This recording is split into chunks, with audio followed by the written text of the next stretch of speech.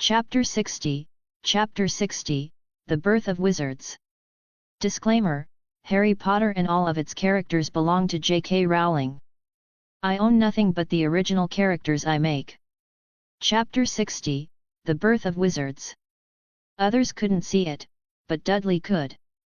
The moment Argus started drinking the potion, Dudley activated his gamer mind and observed everything through his mage sight. The whispers of magic entered Argus's body. Usually, the magic would concentrate in one place, but this time was different. The ancient magic flowed through his body like blood in his veins.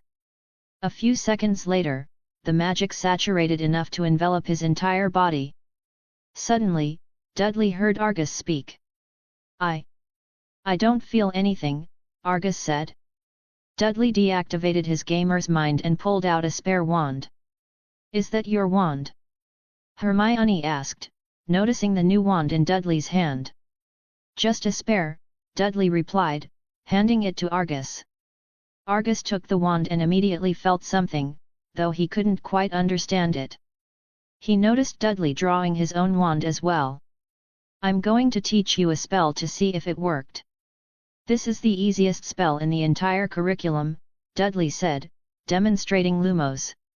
"Remember, the incantation is Lumos, Lumos, and you need to flick the wand slightly downward, like this," Dudley said, showing the motion. "Now, try it." Argus, eager to find out if he had become a wizard, excitedly followed Dudley's instructions. "Lumos," Argus said, flicking the wand downward. The tip of the wand suddenly lit up. Argus was dumbfounded, Hermione was in disbelief, and Dudley smiled.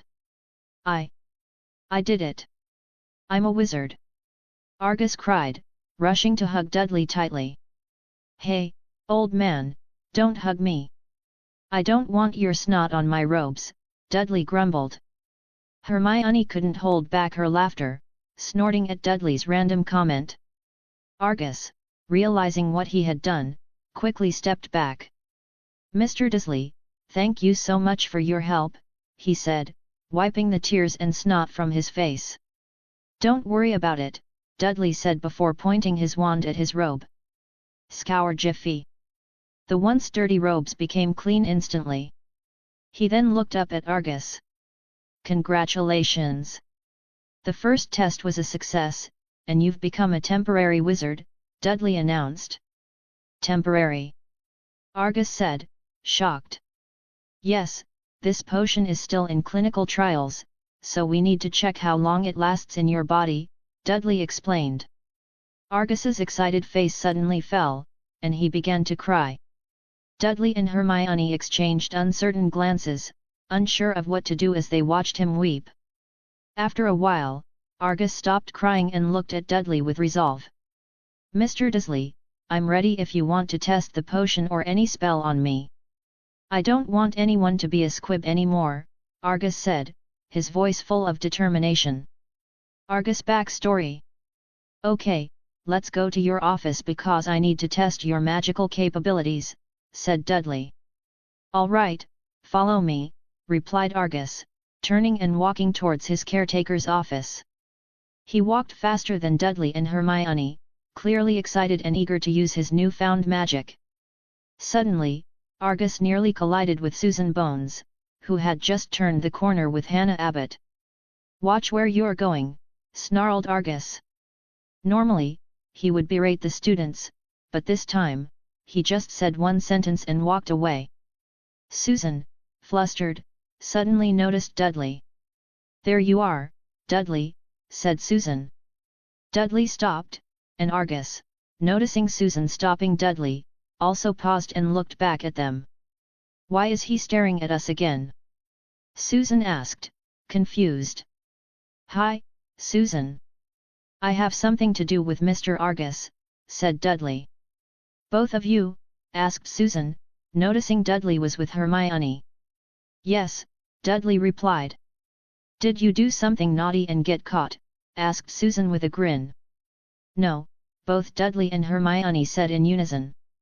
"Okay, then I'll follow you," said Susan. Argus approached them. Only Mr. Dursley and Miss Granger, Argus warned. Hannah and Susan exchanged displeased looks. Argus, they're my friends, and I want to show them the results of the experiment, said Dudley. But... Argus began but was cut off by Dudley. They already know about the first part of the experiment, Dudley smiled. How many people have you told? Argus asked, panicking. Don't worry. They only know the first part. Your part is a secret, but today, I'd like to show them the real truth, said Dudley. Reluctantly, Argus agreed, considering the importance of the potion. Thus, the group of 3 became 5. Argus's office, normally filled with students caught breaking the rules, was now filled with 3 girls, 1 handsome young man, and 1 grumpy old caretaker. You all relax and sit over there, Dudley said, taking out his wand and conjuring 3 chairs for them. Susan and Hannah, still confused, followed Dudley's lead, while Hermione, who knew the truth, sat as well. Okay, Dudley said, glancing at his watch. We only have 5 minutes left, so I'll teach you the spell I used earlier. The cleaning spell? Asked Argus. Yes, that one. The incantation is Scour Jiffy Scourgify and the wand movement is a circle, explained Dudley. He then cast Augmenti, letting water pour onto the caretaker's desk. Afterward, he flicked his wand again, and the water was cleaned up instantly. Remember the wand movement, Dudley said, before casting Augmenti once more. Argus memorized the wand movement and said the incantation. The water that had soaked the table suddenly vanished. Wow! Exclaimed the 3 girls as they watched Argus perform magic. I remember the first time I learned that spell, it took me about an hour to master it, said Susan. Did you just learn it today, Mr. Argus? Yes, it was the first time he used that spell, Dudley answered for him. But wasn't he a student at Hogwarts? Asked Hannah Abbott. We all learned that spell in school. Argus's gaze dropped, and he opened his mouth to speak. I'm actually a squib, he said quietly. Suddenly, the room fell silent. A squib? Hannah and Susan echoed in disbelief. But you just used magic, said Hannah. Yes, we all saw it, added Susan. He's telling the truth, Hannah, Susan, Dudley confirmed. Argus's body suddenly seemed to weaken, and everyone noticed it.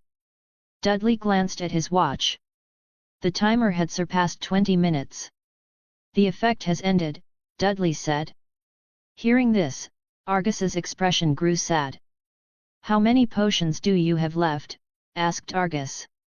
Author notes, to read advanced chapter you can go to my Patreon. patreon.com/ZoroJuron. Chapter 61, Chapter 61, Argus History. Disclaimer, Harry Potter and all of its characters belong to J.K. Rowling. I own nothing but the original characters I make. Chapter 61, Argus History. Argus, relax. I know you want to drink more, but do you think the ingredients to concoct this potion are cheap? Dudley questioned. Hearing this, Argus froze for a moment before he opened his mouth. I'll pay, said Argus. How much do you want? I'll cover all of it. Mr. Argus, calm down. We still don't know the effects of the potion when used long-term, Hermione interjected. Yes, Mr. Argus. Even Felix Felicis will turn bad if consumed regularly, added Hannah Abbott. Argus didn't stop. Instead, he sobbed, releasing his grip on Dudley's robes before beginning to speak. You have no idea what I've been through for the past 60 years, said Argus, tears streaming down his face. We're here for you. You can share it with us if you want, Dudley said, trying to comfort him. Sometimes, it's better to share your burdens with friends, otherwise, you might burst from holding it all in. And looking at Argus, it was clear he had no friends, living as a squib in the magical world. Argus looked at Dudley's face, then at the others in the room, and decided to share his story. My parents were wizards from the Filch family, and I was their only child. They didn't have anyone else but me, Argus began, introducing his background. Filch family? Susan muttered. Yes, the Filch family, one of Britain's pure-blood families, Argus replied. I remember the archives, the Filch family is indeed one of the pure-blood lines, Hannah Abbott said. Continue, Argus, Dudley encouraged, eager to learn the truth behind Argus's life. Before I turned 11, my parents were proud of me. I had no siblings, so all their love and attention was focused on me. But on my 11th birthday, I didn't receive a letter from Hogwarts, Argus said. Everyone gasped, imagining what would happen next. My parents turned from loving to brutal, Argus continued. At first, they were sad for me and wanted to have another child. But after 2 years, they gave up, and I don't know why.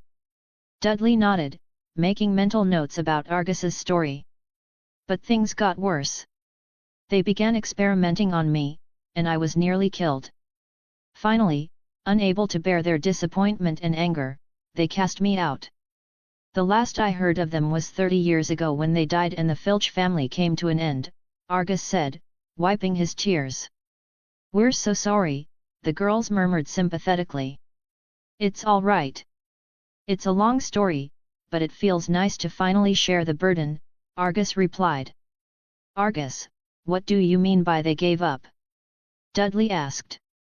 They tried to have another baby, but after 2 years, they failed, Argus explained. Now, my hypothesis is confirmed. I know why you became a squib, Dudley responded. What? You know why I became a squib? Argus asked, shocked. Yes, and I've also done research on why Muggleborns can wield magic while some purebloods cannot, Dudley replied. Tell me, why? Argus pressed. Dudley glanced at Hermione, who nodded in approval. It's because purebloods have been marrying other purebloods for so long that, over time, their blood and DNA became twisted. This affected the ability of some of their children to wield magic, Dudley explained. Dudley, is what you said true? Susan asked. Yes, Dudley answered, pulling out a book and handing it to Susan. Here's all my research, along with the results. Purebloods can't marry other purebloods. Hannah repeated, astonished. You can read the book with Susan, Hannah, Dudley said. Argus, is there any Muggleborn or half-blood in your family? Dudley asked. No, my family is purely pure blood, Argus replied. Was your mother a cousin to your father? What about your grandparents? Dudley inquired. Cousins? What do you mean? Argus asked, confused. Did your father marry a close relative, like a cousin? And what about your grandparents? Dudley clarified. Yes, my parents were cousins, Argus admitted. That's likely why your parents lost the ability to have more children. Marrying close relatives could have damaged their reproductive systems, Dudley said. It's just my theory, but it explains why they gave up after 2 years. Susan and Hannah's eyes widened as they read about DNA. Even though Susan had heard about it from Dudley at the Black House, seeing the report further cemented her understanding. She passed the book to Hannah and then asked Dudley, So, Dudley, is what you said earlier about Muggleborns being new blood? Yes, Dudley confirmed. Then, does that mean what you know who and the Death Eaters did will only make wizards extinct? Susan asked. Exactly. They wanted to exterminate Muggleborn wizards, but the truth is, purebloods need Muggleborns more than they realize, Dudley explained. He turned to Argus, who was listening intently to their conversation. Argus, in pureblood society, are there different ranks, or are all pureblood families treated the same? Dudley asked. They're different. Pureblood families like the Malfoys are highly respected, while others, like mine, aren't. Poor purebloods are often looked down upon, Argus explained. I still don't understand why purebloods would want to attack Muggleborns like us, Dudley, Hermione said. It's simple, they're redirecting their hatred, Dudley replied. Everyone perked up, intrigued by Dudley's words, which is a new concept for them. Redirecting their hatred. Hermione repeated. Yes. Do you know the difference between China and America? Dudley asked. Political systems. Hermione responded. Exactly. America is a democracy, while China is a communist. If the Chinese government fails, the people's hatred would be directed at the government, so they create an imaginary enemy, America. In America, if people are dissatisfied with the ruling party, they can vote for the opposition. In China, the only way to change the government is by rebellion, so they need to redirect the people's anger outward. Interesting, Hermione's eyes lit up with curiosity. The others, however, were confused. What's democracy? What's China? They wondered. Death Eaters come from pure-blood families, and they target Muggleborns because they fear losing their high status. Muggleborns are excelling in education and innovation, threatening the superiority that pure-blood families have enjoyed for generations, Dudley explained. They don't want their children to be overshadowed by Muggleborns. Author notes, to read advanced chapter you can go to my Patreon.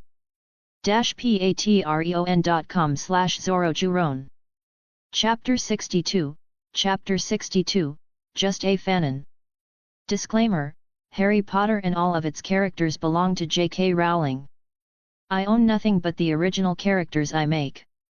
Chapter 62, Just a Fanon. Looking at their reactions, Dudley could only sigh. In our Muggle kingdom, there was a royal family that decided to marry within the family. Over time, their descendants became worse, some developed disabilities, and the last king became infertile, said Dudley. That family? Asked Hermione. Yes, Hermione, you're right, replied Dudley.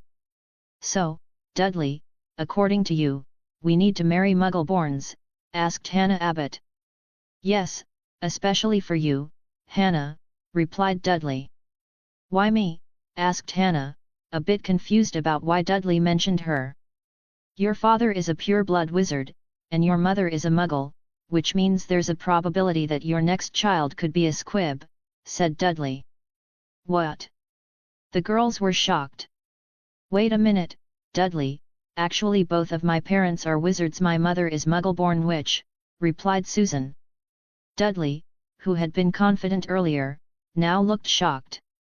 Your mother isn't a Muggle? Asked Dudley. No, she's a Muggleborn witch, replied Susan. Hearing this, Dudley felt ashamed. He had read fanfiction where a Death Eater attacked the Abbott family, and Hannah's mother was killed because she was a Muggle. But now he realized that Hannah's mother was actually a Muggleborn witch. This is what happens when you read too much fanfiction, you start getting confused and thinking fanon is canon. The same thing happened to Dudley, something he believed to be canon was actually just fan-made content from a fanfiction author. Susan Bones POV. Meanwhile, Susan had a different reaction. Hearing the story about Argus Filch and the results of the experiment made Susan think back to the last time she stayed with the Dursley family. There was one moment she couldn't forget, it was the day Dudley explained the origin of magic and how pure-blood society's children could become squibs. But then, Dudley did something outrageous. Yes, Dudley brazenly proposed to her out of nowhere, making her very angry, and it was one moment she couldn't forget to this day. Many emotions played out during that time, anger, happiness, and confusion. Today, she saw proof of the experiment that Dudley had done, and the more she heard and read about it, the more frightened she became. The Pure Blood Society would end or destroy by itself if they didn't adopt a new policy, which, of course, would mean accepting Muggleborns as a new blood and no longer suppressing them. Then, hearing about Hannah Abbott's family and her mother made Susan reconsider Dudley's proposal. Dudley was good-looking, had become thinner and more energetic than before, and was also the top student at Hogwarts, even surpassing Hermione in an exam. He seemed like the perfect choice for a husband, but she had rejected him before by hitting him until he fainted. There was no way she could bring up the proposal again. Argus' determination. While they were talking, Argus suddenly asked a question. "Is there a way for me to have a wizard son?" asked Argus. A son? "Do you want to get married?" replied Dudley. The other girls were also curious about Argus' marital status. "I've never been married," said Argus. His parents had been disappointed with him, which left a big emotional scar. Since then, he didn't want to marry and further disappoint his parents by giving them a squib grandson. So, he tried to get closer to the magical community, even working at Hogwarts. He had hoped that one day he might become a wizard, even though he knew it was foolish and that a squib could never become a wizard. Yet, he still held on to that hope. "Well, there is a way. If you marry a Muggle-born witch, your son might inherit the magic that you don't have," said Dudley. "Like I said, Muggle-borns are essentially new blood. Our blood can fix your twisted DNA." "Really?" Argus said in disbelief. His solution was actually right in front of him. "Yes, there's a 95% chance. Beyond that, we'd need more data," said Dudley.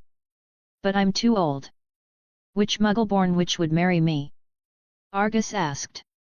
Everyone went silent. Even the girls didn't know what to say to help him. Argus was already old, and he had remained unmarried due to his obsession with magic. "Do you have money?" asked Dudley. "I mean, a lot." Hearing this, Argus remembered all his savings from working at Hogwarts.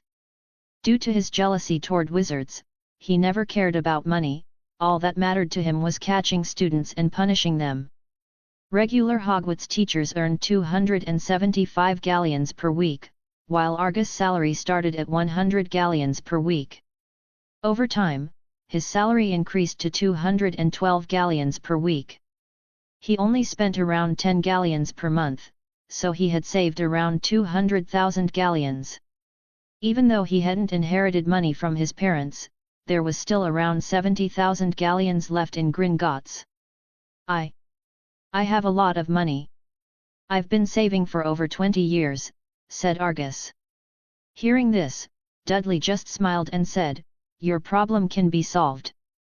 You know, there are some Muggle-born witches without proper jobs. Some of them are just surviving because the ministry doesn't support them." "Do you mean?" "Yes, try proposing to one of them. Tell them you'll support them with all the money you have," said Dudley. "How much do you have?" "More than 200,000 galleons. If I can access Gringotts, it could reach 300,000 galleons, replied Argus. Everyone was shocked. They had no idea Argus was so filthy rich. "How do you have so much money?" asked Dudley. "Mr. Argus, is it true you have over 200,000 galleons?" the girls asked. "Yes, I only spend a little each month, around 10 galleons, said Argus. "That's how I've managed to save so much." "Wait, you mentioned Gringotts," said Hermione. "Yes, but since I'm a squib, I can't enter Gringotts," replied Argus. "Wait, so where do you keep all your money?" asked Dudley. "It's in my room. I have a secret space where I store it," replied Argus. "So the money was kept inside the Hogwarts castle?" asked Dudley. "Yeah, it was a safe place for me," smiled Argus. Author notes: to read advanced chapter you can go to my Patreon. patreon.com/ZoroJuron. Chapter 63, Chapter 63, Rich Man. Disclaimer: Harry Potter and all of its characters belong to J.K. Rowling. I own nothing but the original characters I make. Chapter 63, Rich Man. "Wait, did you say you keep all that money inside this castle?" Dudley asked again. He feel like he have misheard something. "Yes, I keep it in my office," Argus repeated. Dudley took a moment to process what Argus had just said. Oddly enough, he didn't care much about the amount of galleons Argus possessed. After all, he himself had acquired a fortune from his Hogwarts Legacy adventure. But there was something that didn't sit right with him. It finally dawned on him, Argus was talking about more than 200,000 galleons hidden inside the castle. You keep that much money in the castle? Hannah asked, clearly shocked by the revelation. It's not just Dudley, even the other girls were stunned. Keeping such a vast amount of money inside Hogwarts seemed ludicrous. 200,000 galleons was an enormous sum, especially considering it had been stashed away in secrecy within the walls of the castle. If students like Fred and George Weasley stumbled upon such a fortune in one of Hogwarts' many hidden corners, it was almost certain they wouldn't be able to resist taking it for themselves. Dudley's thoughts drifted to the many fanfiction stories he had read about transmigrators searching for treasure inside Hogwarts. These stories always started with the Room of Requirement, which was said to be used by some as a secret vault. According to legend, certain wizards had long kept valuable possessions hidden in that room, ensuring no one else would find them. Dudley had even tried searching for treasure in the Room of Requirement himself. He remembered walking in front of the hidden entrance 3 times, asking for a place that could reveal wealth, hide item, and even Room of the Founders. When the room finally opened, however, all he found were a few sickles left lying around. Most likely, the previous occupants or possibly even Voldemort had already emptied the room of its riches.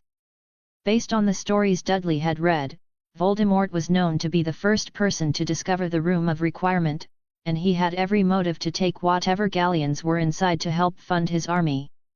Now, however, Argus had just casually revealed that he kept a massive sum of money inside his office.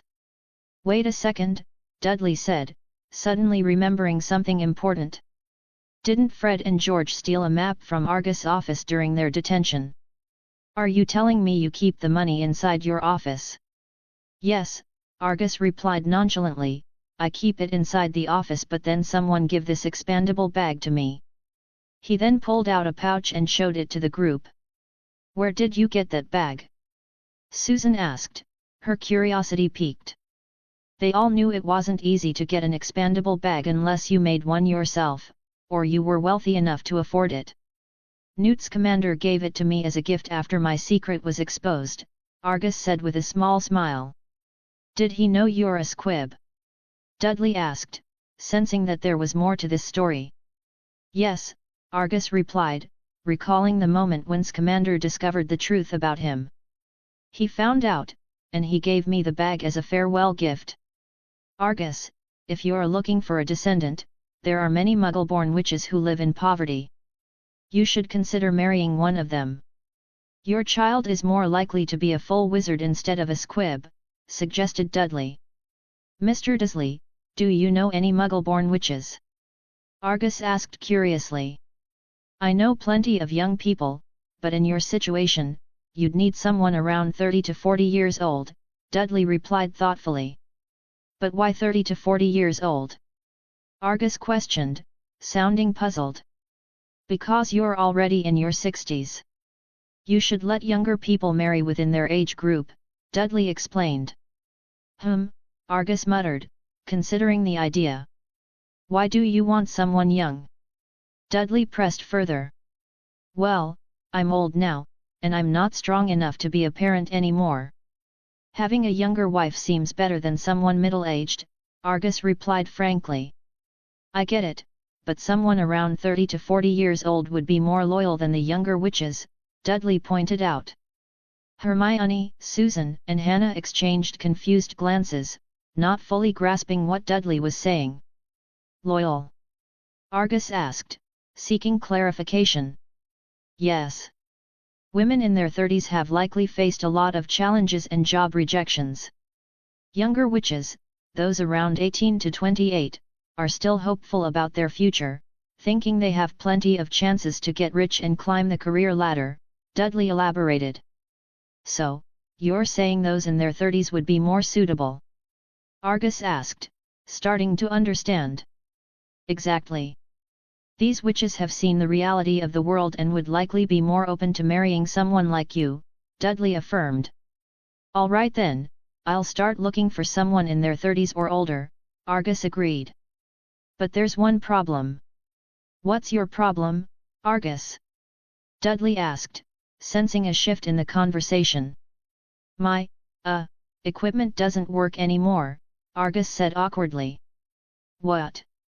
Dudley was taken aback, but he quickly noticed the confusion on the girls' faces.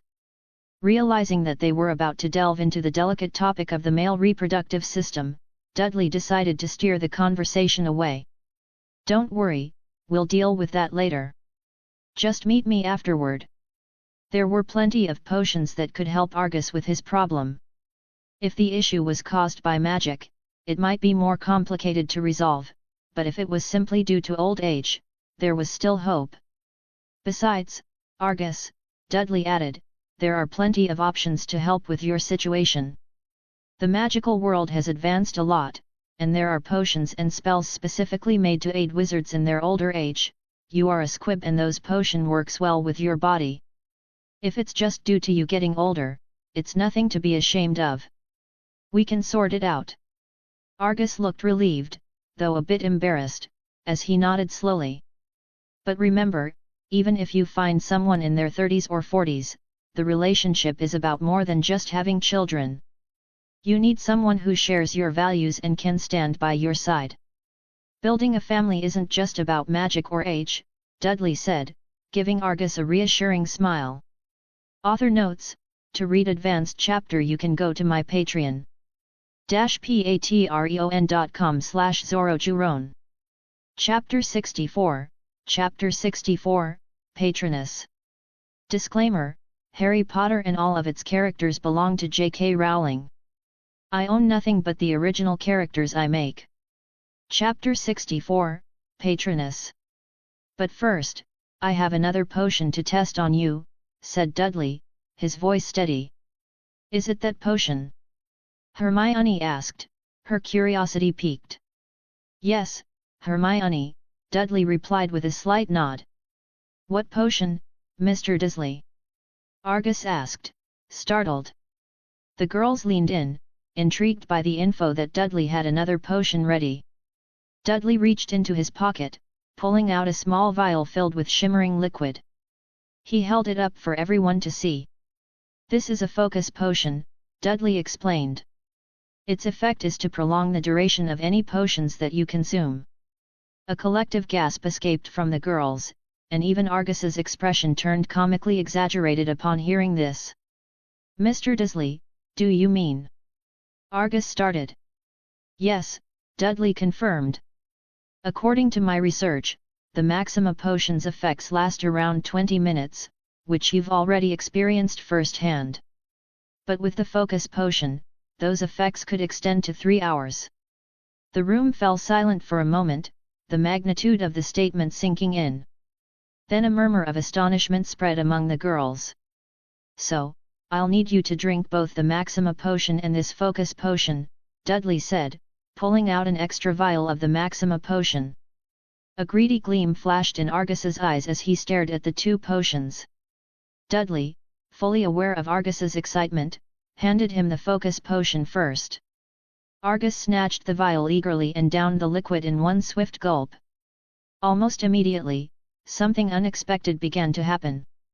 The reaction was nothing like what Dudley had experienced. When Dudley had consumed the focus potion, his magic flowed seamlessly, thanks to the system that ensured his magical input and output functioned at 100% levels. Argus, however, was different. As a squib, his body had multiple blockages, and his dormant magical DNA complicated things. As soon as the focus potion entered his system, his body began to steam, beads of sweat forming rapidly. But this was no ordinary sweat, it was black and foul-smelling, filling the room with an acrid odor. Argus gasped for air, panic flashing in his eyes. Everyone froze, unsure of what to do, even Dudley, who found himself momentarily paralyzed by the unexpected turn of events. Then, suddenly, he remembered. I have a mage sight, he muttered to himself, silently activating his gamer's mode. Through his mage sight, Dudley observed the magical traces running through Argus's body. The potion was doing more than just enhancing magic, it was purging impurities. The black substance seeping from Argus's pores was actually toxic material that had been clogging his nervous system for years. Dudley's mind raced as he watched the scene unfold. This isn't some cliché martial arts novel, right? He thought, still in disbelief. After several long minutes, the magic within Argus finally settled, and Dudley deactivated his gamer's mode. When the black substance ceased to ooze from Argus's body, the change in him became apparent. The girls gasped audibly as Argus, who had always looked frail and worn, now appeared revitalized. His scrawny frame had filled out slightly and the wrinkles that had lined his face for so long seemed to have disappeared. He looked younger. Did I just create a beauty potion? Dudley muttered under his breath, still trying to process what had just happened. Dudley, was that really a focus potion? Hermione asked, her eyes wide with disbelief. Dudley, do you have any extra? One of the girls chimed in, unable to contain her excitement. Even Argus, feeling the remarkable change in his body, seemed stunned. The constant back pain he had grown accustomed to had vanished, and he felt more energetic than he had in years. Dudley, what is this potion? I feel healthier than I've ever been, Argus said, marveling at his own body. Dudley, still recovering from the shock himself, nodded. Here, take this Maxima potion, he said, handing it over. I want to see how long your magic lasts this time. Without hesitation, Argus gulped down the second potion. Dudley kept a close eye on the clock, mentally noting the exact time Argus had consumed it. Moments later, a surge of power coursed through Argus's body, and he let out an uncontrollable laugh. Ha ha ha ha! Argus bellowed, his voice booming through the room. Now, Dudley instructed, try using the magic I taught you earlier. Argus grabbed the wand that had been lying on his desk and raised it. With a flick, he cast a simple Lumos spell. Instantly, the tip of the wand lit up, casting a bright glow around the office. It worked, Argus said, grinning like a child with a new toy. Good, Dudley said, pleased with the result. But there's one more spell I think you'll enjoy. And what spell is that? Argus asked, his interest clearly piqued. This spell is the Patroness Charm, Dudley said with a knowing smile. Wait, are you serious? Susan blurted out in disbelief. Patroness? That's a Newt-level spell. For Mr. Argus to attempt something so advanced? Hannah added, clearly skeptical. Hermione chimed in, I think you should teach him something else. The Patroness is. Argus, Dudley interrupted, ignoring the protests, this spell might be Newt-level, but Harry Potter mastered it when he was only 13. If he can do it, so can you. What's a Patroness? Argus asked, confused. It's a spell that channels your happiest memories to create a protective force, Dudley explained. It's one of the most challenging spells to master, but once you do, it's incredibly useful. You can use it to send messages or fend off Dementors. Dudley's primary motivation wasn't to teach Argus how to fight Dementors, though. It was the messaging capability that would prove most practical for someone like him. Dementors? Argus repeated, his voice wavering. Yes, Dudley said, they're creatures that feed on happiness, leaving their victims in despair. They can even suck out your soul, Hannah added, her voice dropping to a whisper. Dudley shook his head. No, Dementors don't actually steal souls. They curse your happiness, making you forget what joy feels like, but that's the extent of their power. Dudley had studied Dementors extensively after upgrading his own spells. He discovered that Dementors weren't the terrifying soul stealers people believed them to be. In reality, they were the result of failed dark magic experiments, a fact that most wizards were unaware of. Author notes, to read advanced chapter you can go to my Patreon. patreon.com/ZoroJuron. Chapter 65, Chapter 65, Dumbledore Shock. Disclaimer, Harry Potter and all of its characters belong to J.K. Rowling. I own nothing but the original characters I make. Chapter 65, Dumbledore's Shock. It was shockingly easy for Argus Filch to learn the Patronus charm. For most wizards, it was considered advanced magic and very difficult to master even with years of training. But for Argus, the moment he truly tapped into magic was more than just a spell. The moment he took the wand and finally cast a spell is the happiest moment in his life. He had done fantastic job. Casting a Lumos spell is an easy peasy. Dudley knows why it was very easy to learn magic. It is because the potion make all the DNA generate the magic at 100% input and release it at 100% output. That is why Dudley wanted to test either he can learn Patronus charm or not. With Dudley guidance, Argus found that casting a Patronus was very easy, and he also shocked that this spell are one of the highest difficult magic to learn. Remember what I told you, remind Dudley. You need to remember the happiest moment in your life. Argus nodded. He then closed his eyes and cast Expecto Patronum. The end of his wand lit up, and in a burst of silver light, a fully formed Patronus emerged from the tip of his wand. It was a cat. The beast looked so elegant and somehow looked as if it had been waiting its whole life to stretch and leap into the world. Argus stared at it, eyes wide, mouth slightly open. His lips trembled not from fear, but from something far deeper. It is happiness seeing the cat. Amazing. Even I can't cast a Patronus, Hannah Abbott commented. Dudley turned to Argus, smiling. What were you thinking about when you cast the spell, Argus? Argus did not take his eyes off the Patronus. He answered softly, it was the moment I could finally use magic. That feeling, it was the best moment of my life. Dudley didn't know what to say. He had expected Argus to recall some fond childhood memory, or perhaps the moment someone had once shown him kindness. But this was it. Just now. That tiny second when Argus had proven he wasn't powerless and he wasn't a squib. That was the best moment of his entire life. Speechless, Dudley eventually cleared his throat. Oh, congratulations, he said gently, his voice carrying more emotion than he intended. Really? Congratulations on the best moment of your life. Thank you, Dudley, Argus said, still smiling as the Patronus twirled above their heads. I won't forget what you've done for me. As a small gift, Dudley handed him a small vial of potion. The first one is Maxima potion and the second one is Focus potion. Take this. You can use it anytime and don't ask me about potion for a while. Argus held the potion as if it were the most valuable thing in the world. Dudley, I can pay, please brew it for me more, begged Argus. Nope, not this time because I was busy and the potion are imperfect. You can only become a wizard for a moment and the effect is not permanent. Argus can only sigh. Then the next day he is reluctant to drink the potion. The Dumbledore reaction. By Saturday evening, something strange had taken over Hogwarts.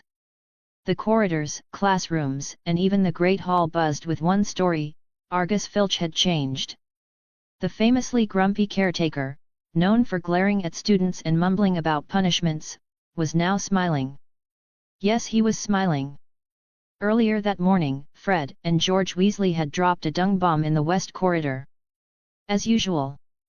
But this time, when Argus arrived, he didn't roar in fury or threaten detention. He smiled. Don't worry. It's just a small problem, he said, calmly waving his wand. Scour Jiffy. In an instant, the mess vanished. The floor sparkled and the air cleared from the smell. Don't do it again, all right, he added, his voice are very kind like Albus Dumbledore when talking to the other student. Fred and George stood frozen. For the first time in their life, they were at a complete loss for words. Other students had their own strange encounters. A pair of first years from Gryffindor were struggling with their Lumos spell in a side corridor. Lumos. Lumos, why isn't it lighting up? One asked, confused. You're saying it wrong. It's Lumos, not Lumos, the other corrected. Suddenly, a shadow loomed behind them.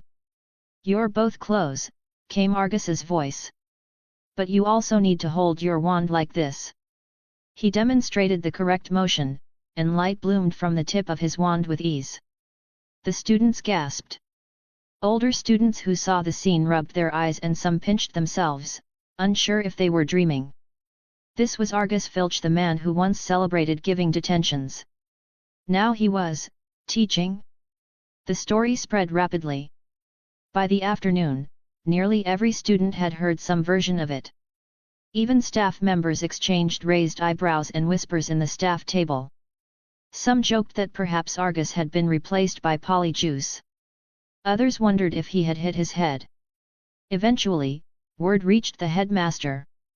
"Impossible," Dumbledore muttered in his office as the tale was relayed to him. He stood from his chair and looked out the window as if expecting to see Filch casting spells on the lawn. "Minerva, I must speak with Argus." "Why?" Professor McGonagall asked, puzzled. "Because Argus is a squib. He cannot do magic. He never could. So how is it possible that he's casting spells?" Dumbledore's tone was quiet but grave. "What?" Minerva's voice cracked, both hands covering her mouth in disbelief. "I must find out whether he is truly Argus Filch," Dumbledore continued, now moving toward the door. Minerva stared at him for a moment, then made a decision. "I'm coming with you." The two professors walked briskly through the halls of Hogwarts, each step echoing with questions. Could Argus truly become a wizard, or is Argus being kidnapped and his body being kept so the spy can enter Hogwarts? And if so, why? "Dumbledore, he is being kidnapped?" asked Minerva. It took around 7 minutes from headmaster office to Argus Filch caretaker office. "I don't know, Minerva, but I don't think the spy would be so stupid. Just last year Moody was being kidnapped and they won't use the same technique," said Dumbledore. Author notes: to read advanced chapter you can go to my patreon.com/zorojuron. Chapter 66, Chapter 66, How? Disclaimer: Harry Potter and all of its characters belong to J.K. Rowling. I own nothing but the original characters I make. Chapter 66, How? Dumbledore and McGonagall didn't take long to reach Argus Filch office. As they approached the doorway, they could already see him inside, standing with a wand in his hand, practicing basic charm spells with clear focus. "Argus, how?" Dumbledore began, stepping into the room, his voice tight with confusion and suspicion. "Professor Dumbledore." Argus beamed, his eyes sparkling with something neither of them had ever seen in him before. "Joy! I've finally become a wizard." Dumbledore blinked. That was not the answer he was expecting. Even McGonagall, known for her composed and calm demeanor, looked visibly taken aback. "What do you mean by finally becoming a wizard?" Dumbledore asked, slowly. His hand had subtly moved to rest near his wand holster, ready to react if anything went wrong. "It was Dudley Dursley," said Argus with pride. "He made a potion, something that could turn a squib into a real wizard. I was the first one to try it." "What?" McGonagall and Dumbledore exclaimed at the same time. It was so unbelievable that even Dumbledore, rarely surprised by anything, couldn't contain his reaction. His sharp "what?" echoed slightly off the stone walls. "Argus, do you mean that Mr. Dursley gave you a potion, and now you've gained magic?" McGonagall asked, clearly struggling to process what she had just heard. "Yes," Argus said with a proud smile.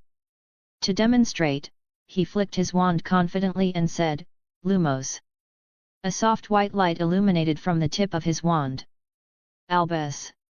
McGonagall gasped, her hand covering her mouth in shock.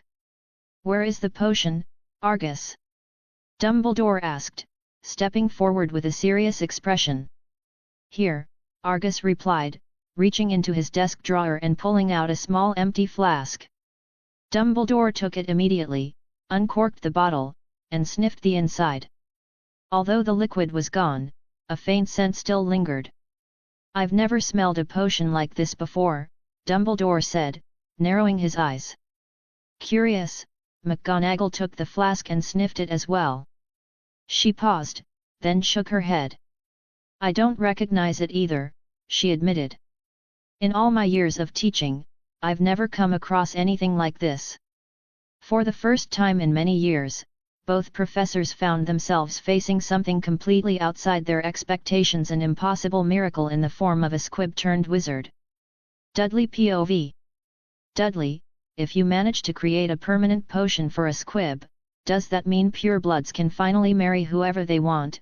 Asked Susan Bones, leaning over a thick, leather-bound book. Ever since they had witnessed the miracle where a combination of Focus Potion and Maxima Potion allowed a squib to use magic, interest in potion making had soared among the girls. Hermione, Susan, and Hannah had been especially invested, spending hours in the library flipping through potion books. Dudley, however, had offered them some advice. If you really want to understand potion making on my level, he had said, you should study chemistry and biology.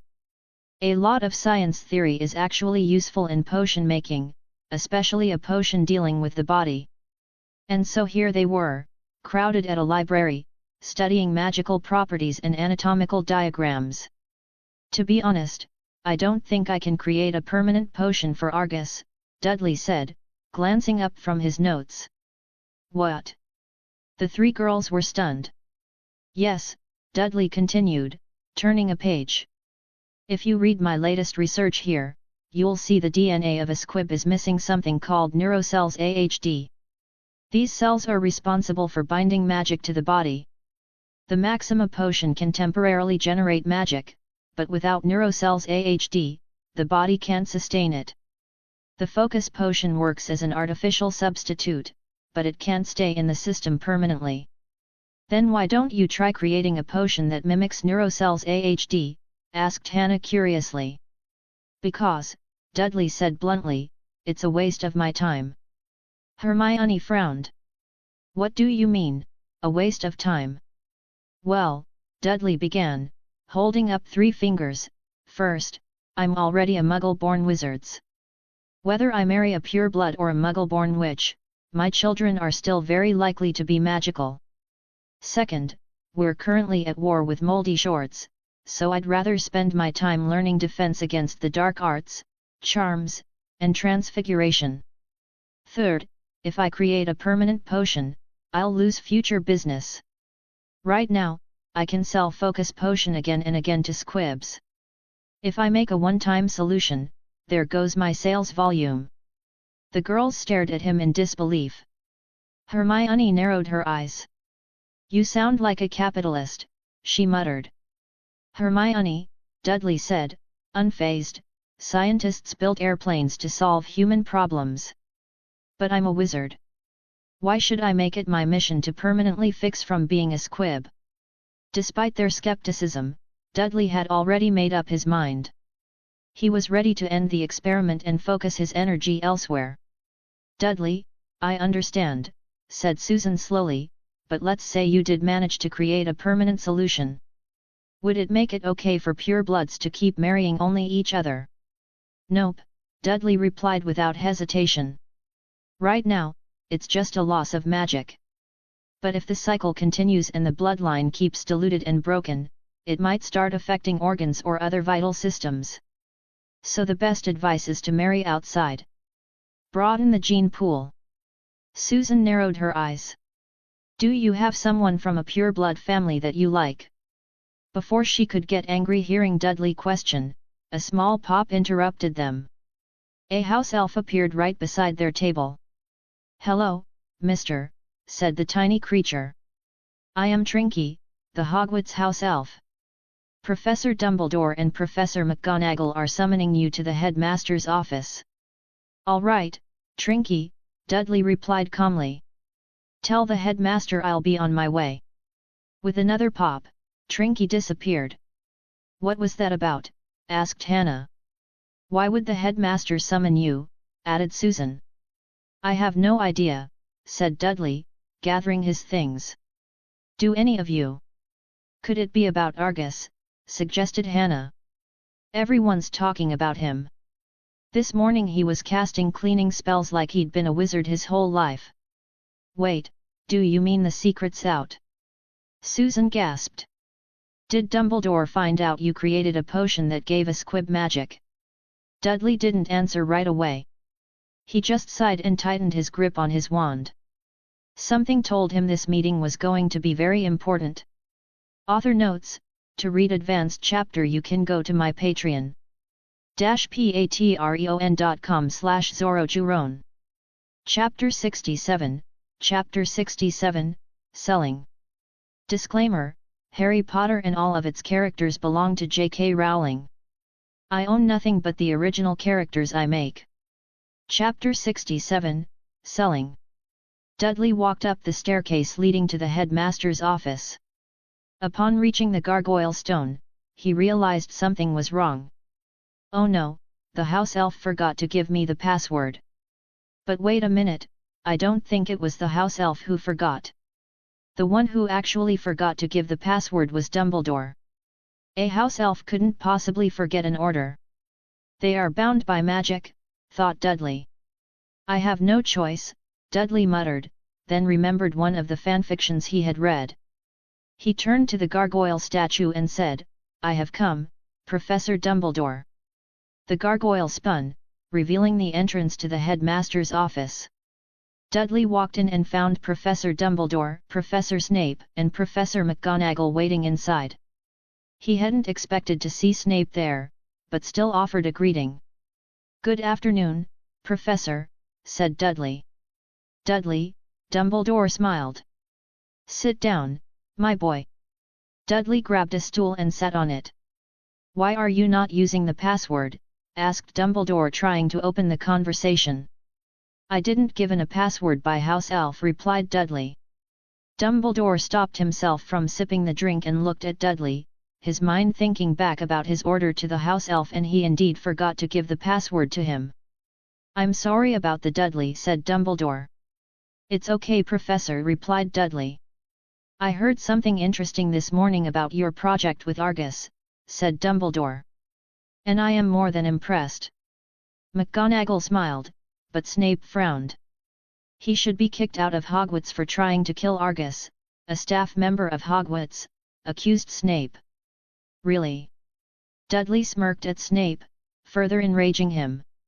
If James Potter was the number one person Snape hated, and his son Harry Potter the second, congratulations to Dudley, who had now dethroned Harry and taken the number 2 spot, just below James.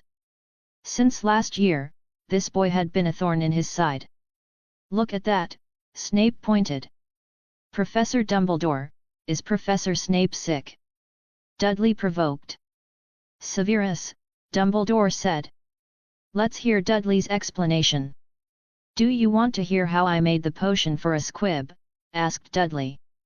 Snape, who was a potions master, finally fell silent. Though he had taught potions for years, the curiosity within him stirred. Still, his ego and hatred toward both the Potters and now Dudley would not allow him to stay quiet for long. If you are all right with it, please tell us about it, my boy, said Dumbledore. Even Professor McGonagall looked visibly excited. Dudley reached into his pouch and handed a parchment to Dumbledore. It was something he had written down before coming to the headmaster's office. These are the effects of the potion, said Dudley. Dumbledore took a minute to read it before passing it to McGonagall, who read it and then handed it to Snape, before it was returned to Dumbledore. Do you mean your potion is not permanent? Asked Dumbledore after they had all read the report. In it, Dudley had written about the effects of the focus potion and the maxima potion, and how long a squib could remain capable of magic. Yes. I found that the reason squibs are born without magic is because they lack neurocells AHD. Without them, their magic cannot be contained within their bodies. This is the first sign of magical defect, which happens due to marrying close relatives, explained Dudley. Neurocells AHD? What is that, Mr. Dursley? Asked Professor Dumbledore. It refers to nucleotides in DNA. Here is another scroll, said Dudley, handing another parchment to Professor McGonagall. It took a minute for McGonagall to read it, and it left her speechless. She did not understand much of it, then passed it to Dumbledore and finally to Snape. "You are using Muggle knowledge in potion making," said Snape in disbelief. His words caught both Dumbledore and McGonagall's attention. "Yes.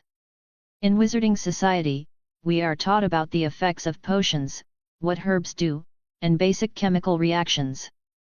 But we never look deeper into our own blood and DNA. We never ask what a potion actually does to the body.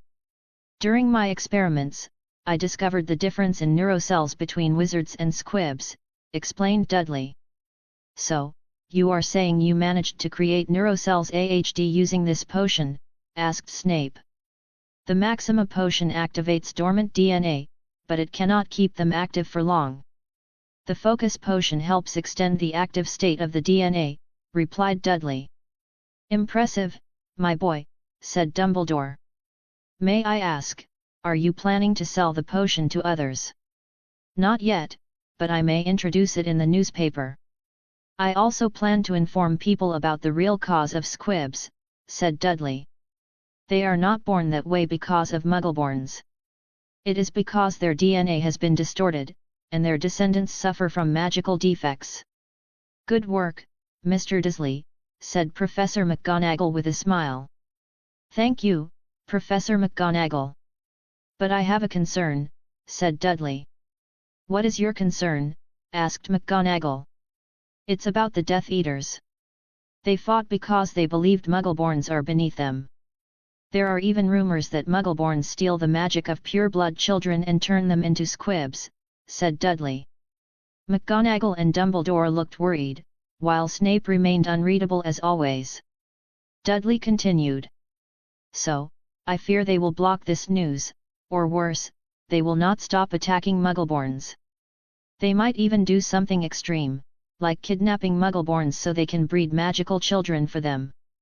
"I understand, Mr. Dursley. I will try to use my connections to help spread this report," said Dumbledore. Hearing that, Dudley raised an eyebrow.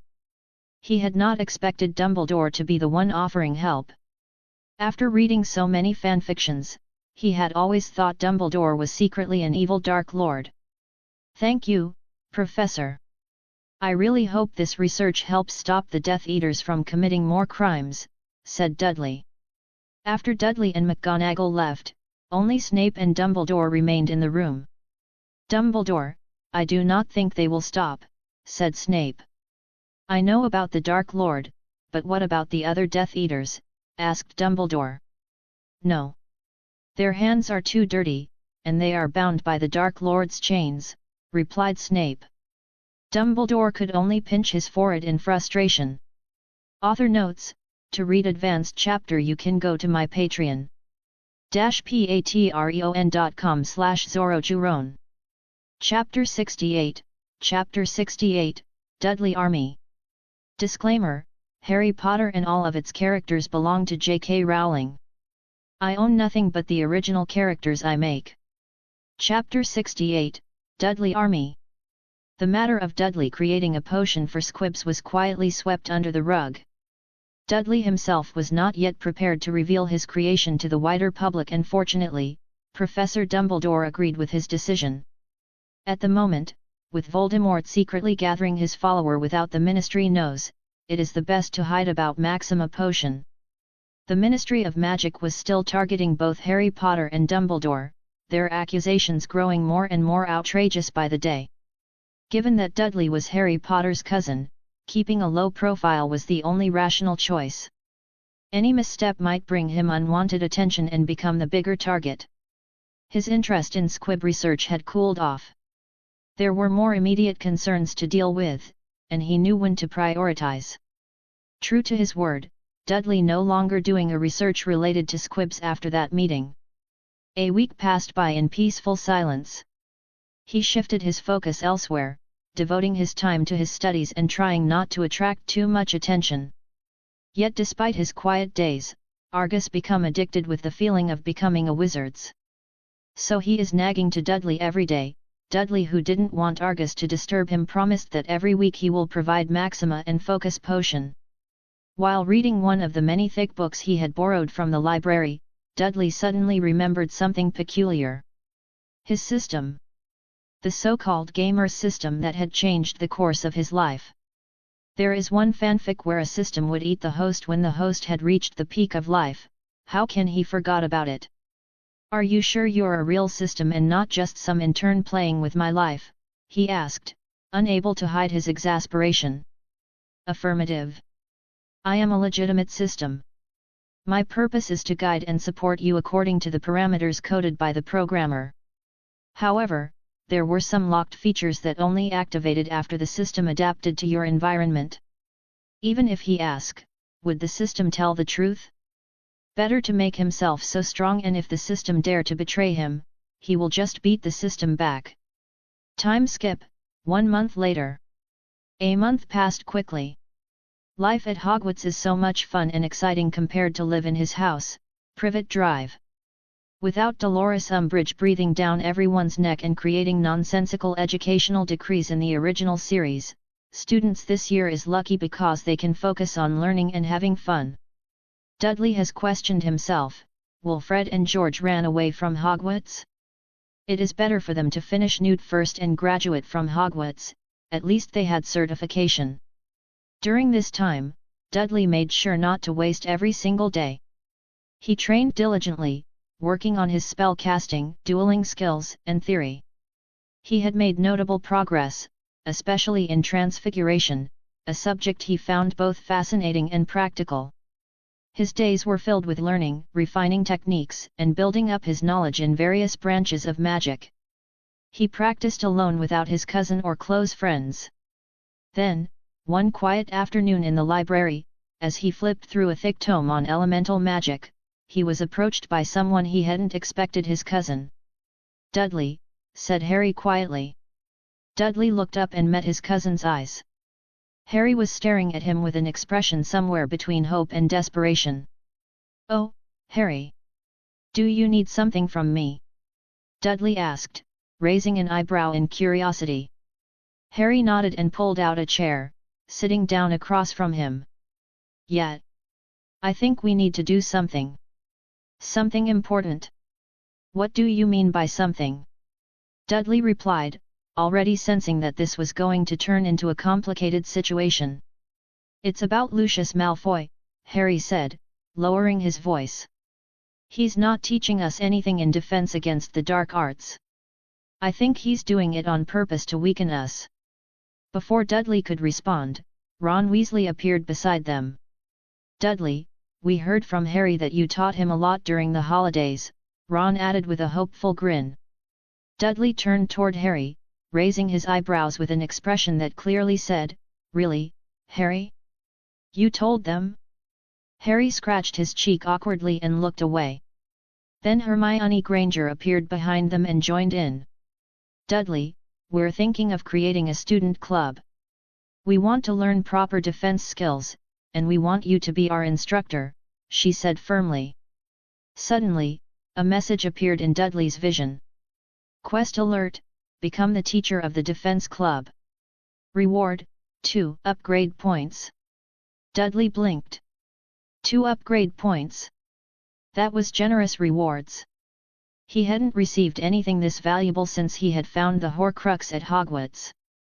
Most of his previous rewards were small stat boosts, increased agility, minor spell control improvements, enhanced reflexes, but this was a reward that could further increase the power of his magic.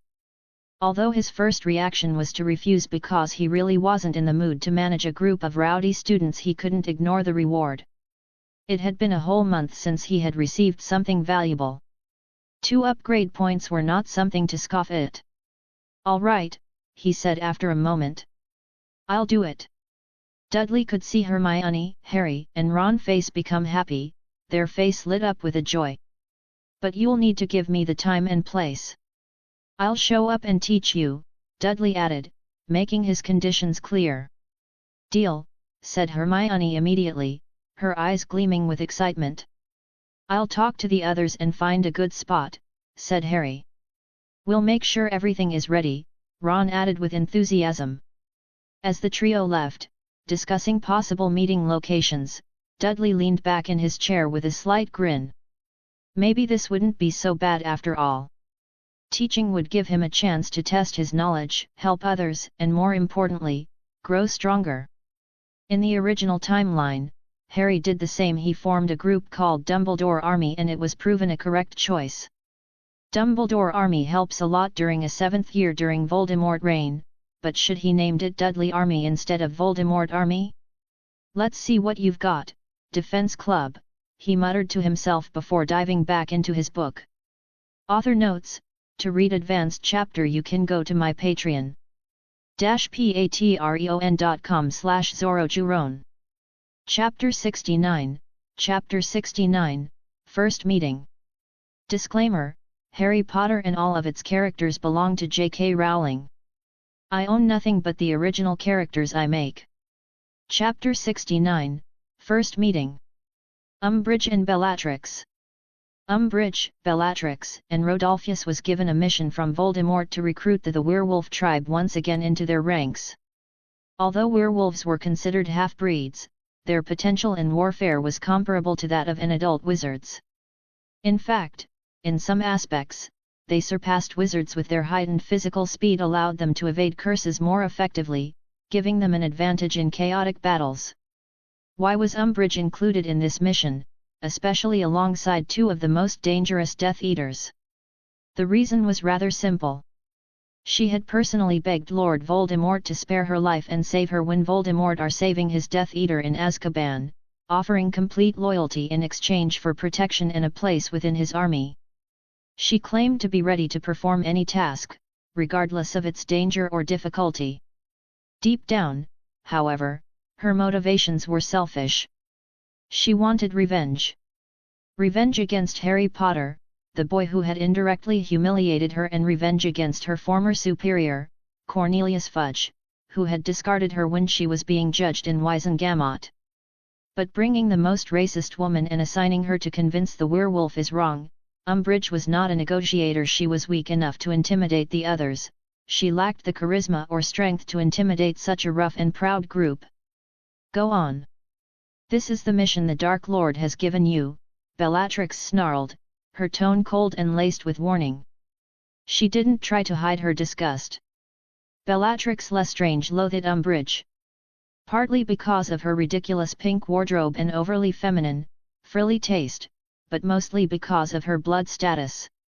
Dolores Umbridge was a filthy half-blood, a taint to Bellatrix, who only respected pure bloods.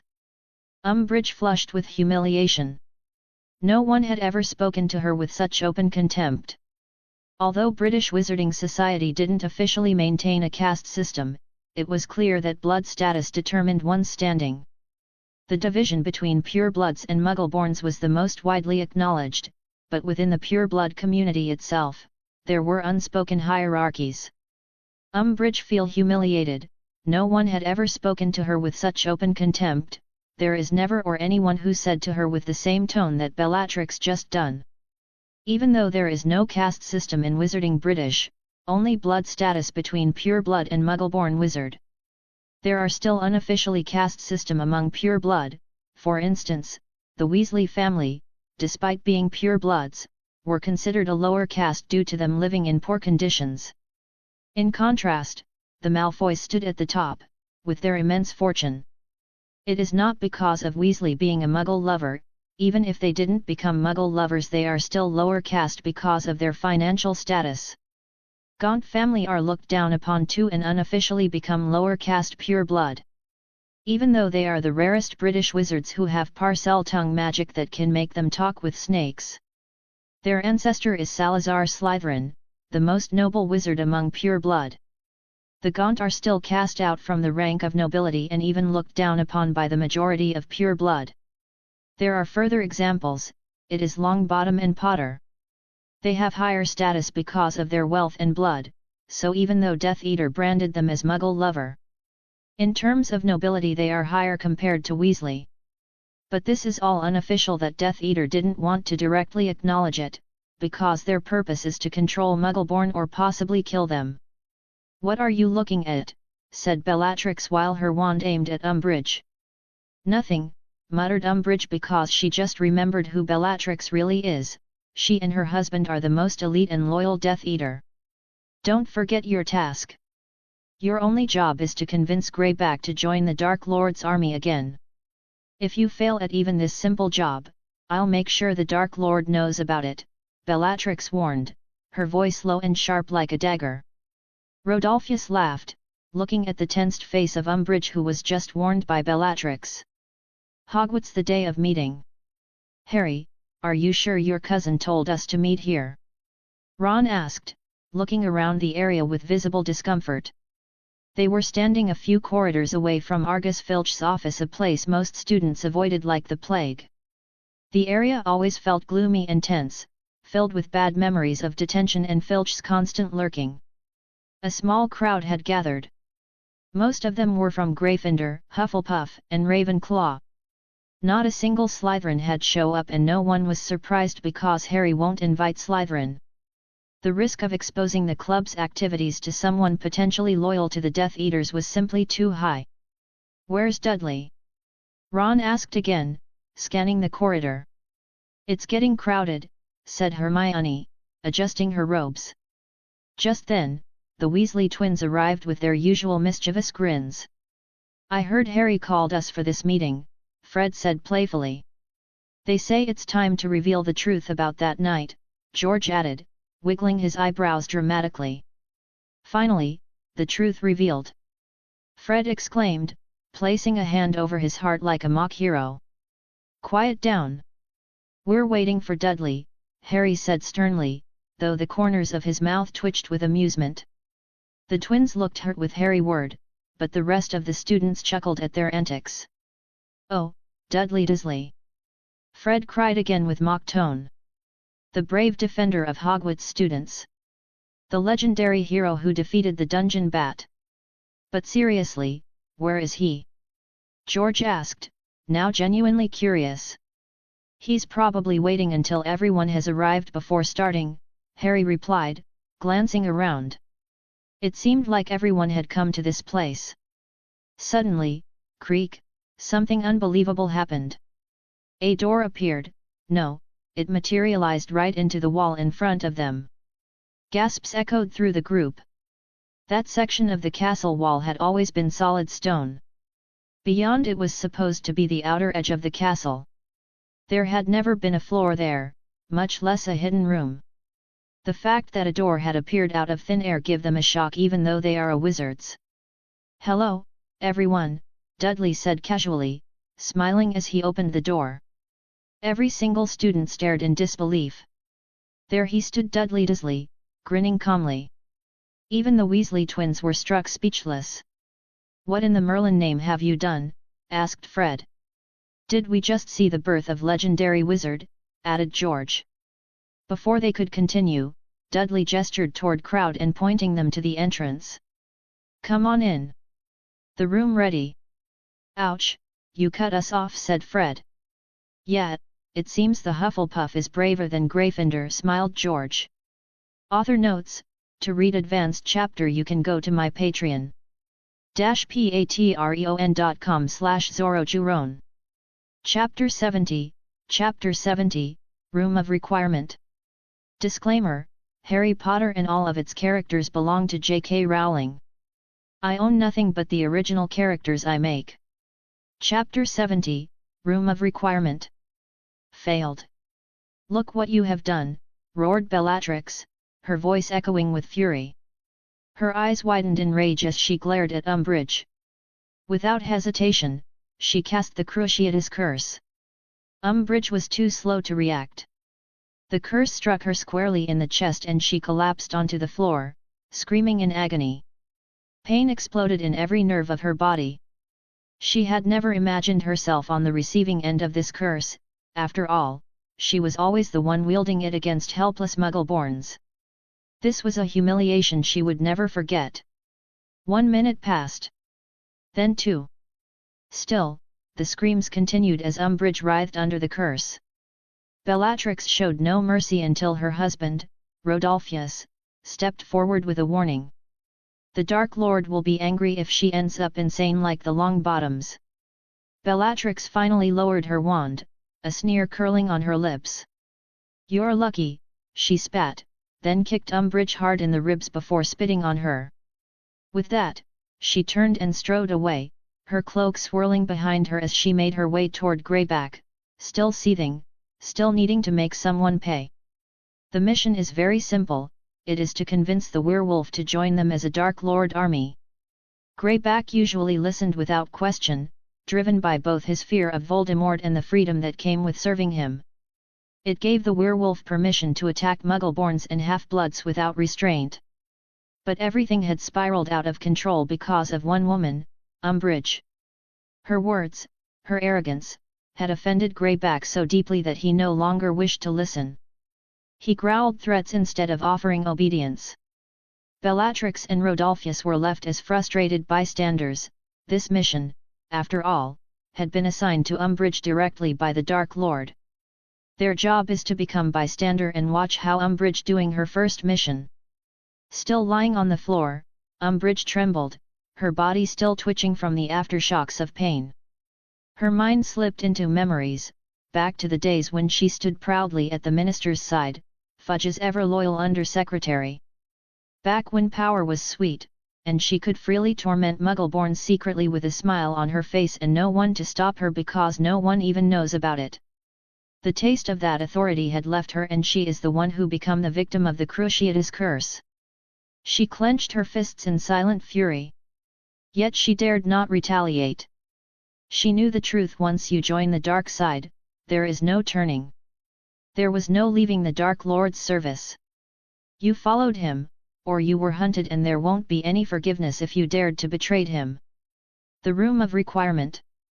Creating Dumbledore's army was a necessary plan to defeat Voldemort. In the original timeline, it played a crucial role. Without it, Harry might have lost everything. The DA saved lives, ignited rebellion, and became a symbol of hope for students during one of Hogwarts' darkest times. It even helped Harry when he returned to Hogwarts in the final battle. The group became more than a student organization: it was resistance, it was courage, and it was unity. In this timeline, however, Dudley would be the one to take Harry's place as the leader and teacher. He believed that the DA was still essential, maybe even more so now. The threat hadn't changed, only the people had. Without the DA, Hermione would never have created the enchanted protean charm on the fake galleons, a clever method to send messages among the members.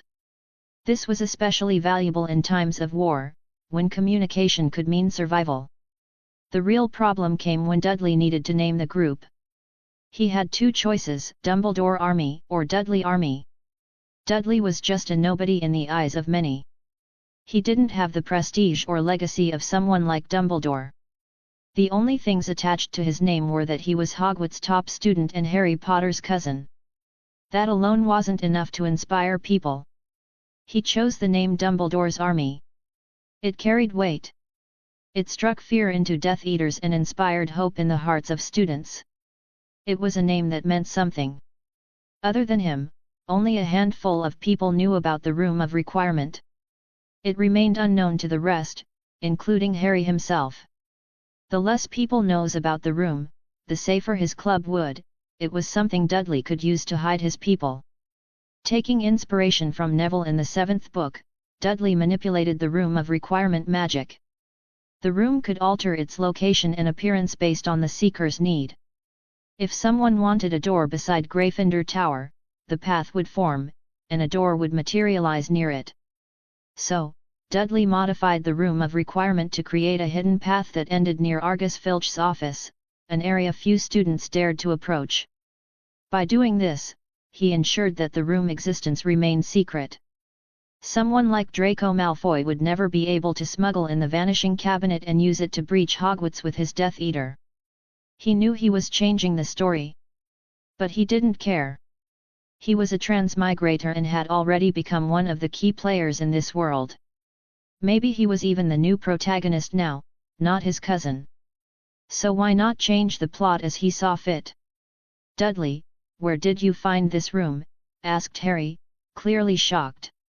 Hermione and Ron exchanged looks and nodded, just as curious. Even Susan, Hannah, Ernie, and the rest of the Hufflepuff group were stunned.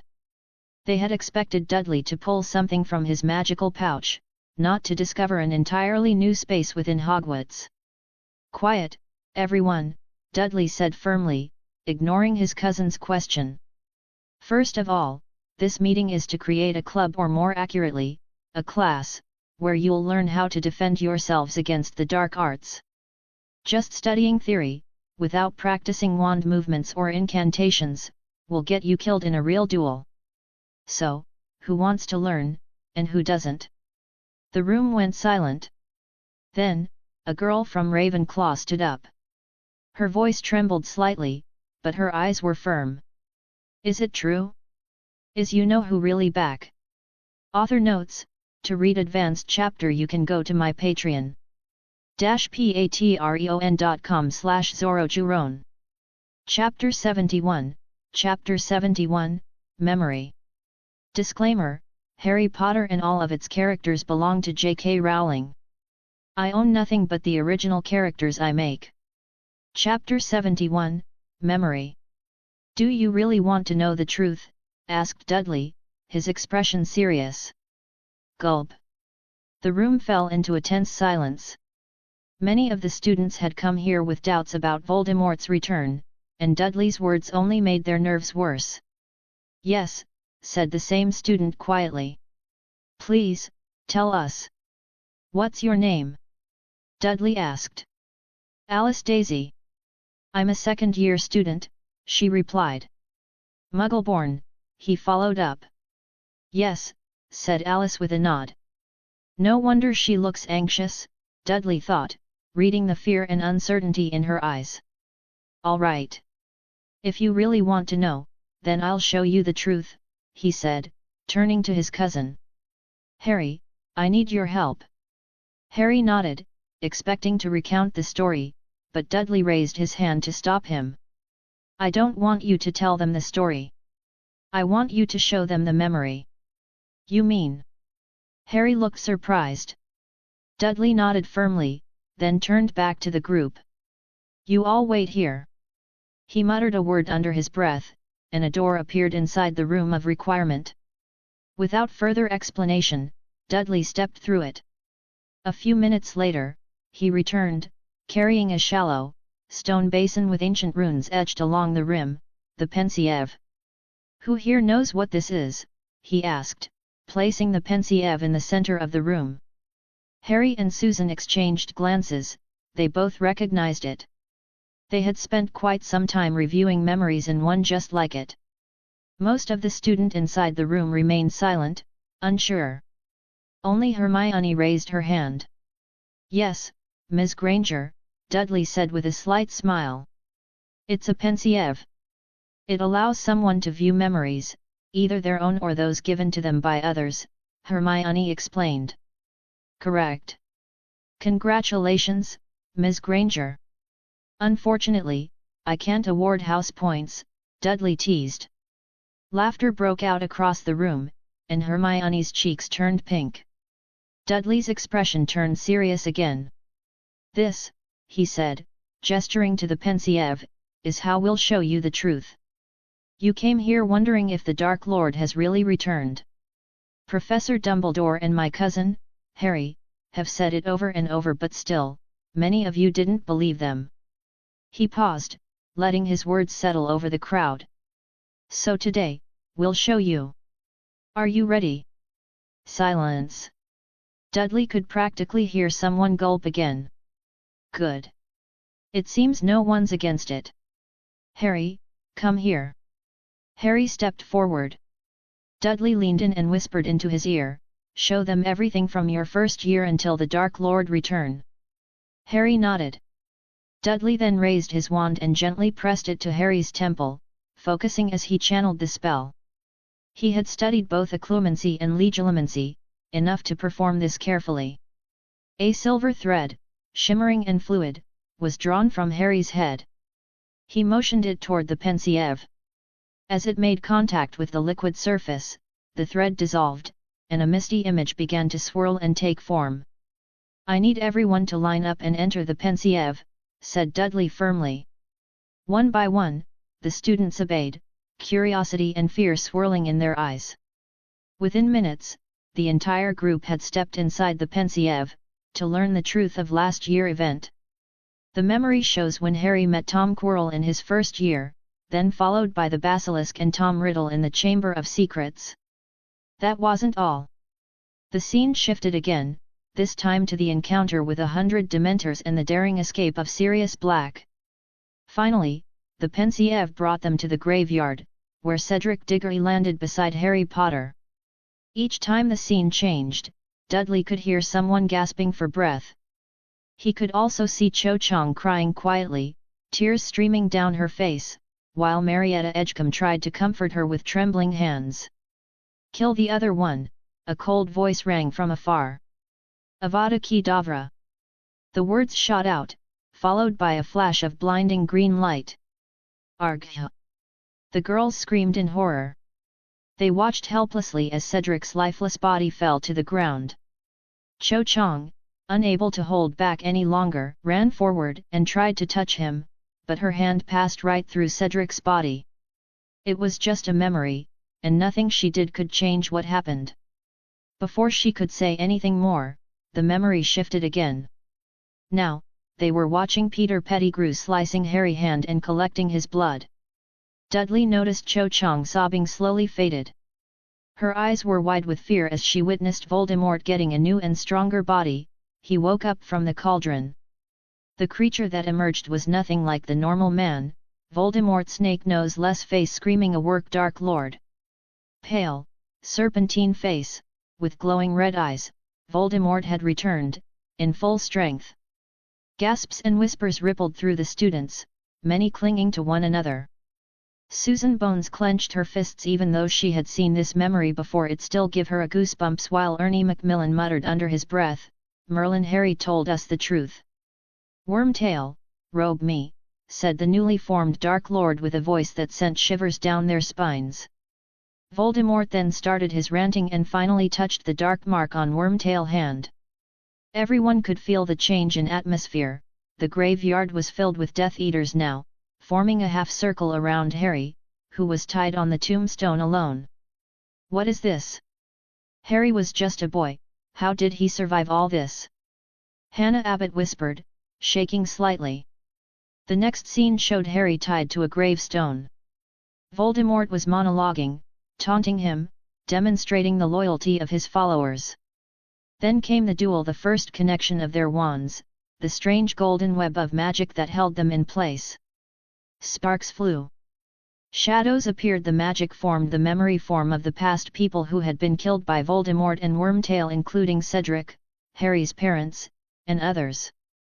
"Hold on, Harry," James Potter Memory Echo said. "You can do it," whispered Lily Memory. Guided by those voices, Harry broke free. Grabbing Cedric's body, he ran through the chaos as spells whizzed by. Wormtail screamed. Death Eaters shouted. Voldemort snarled in rage.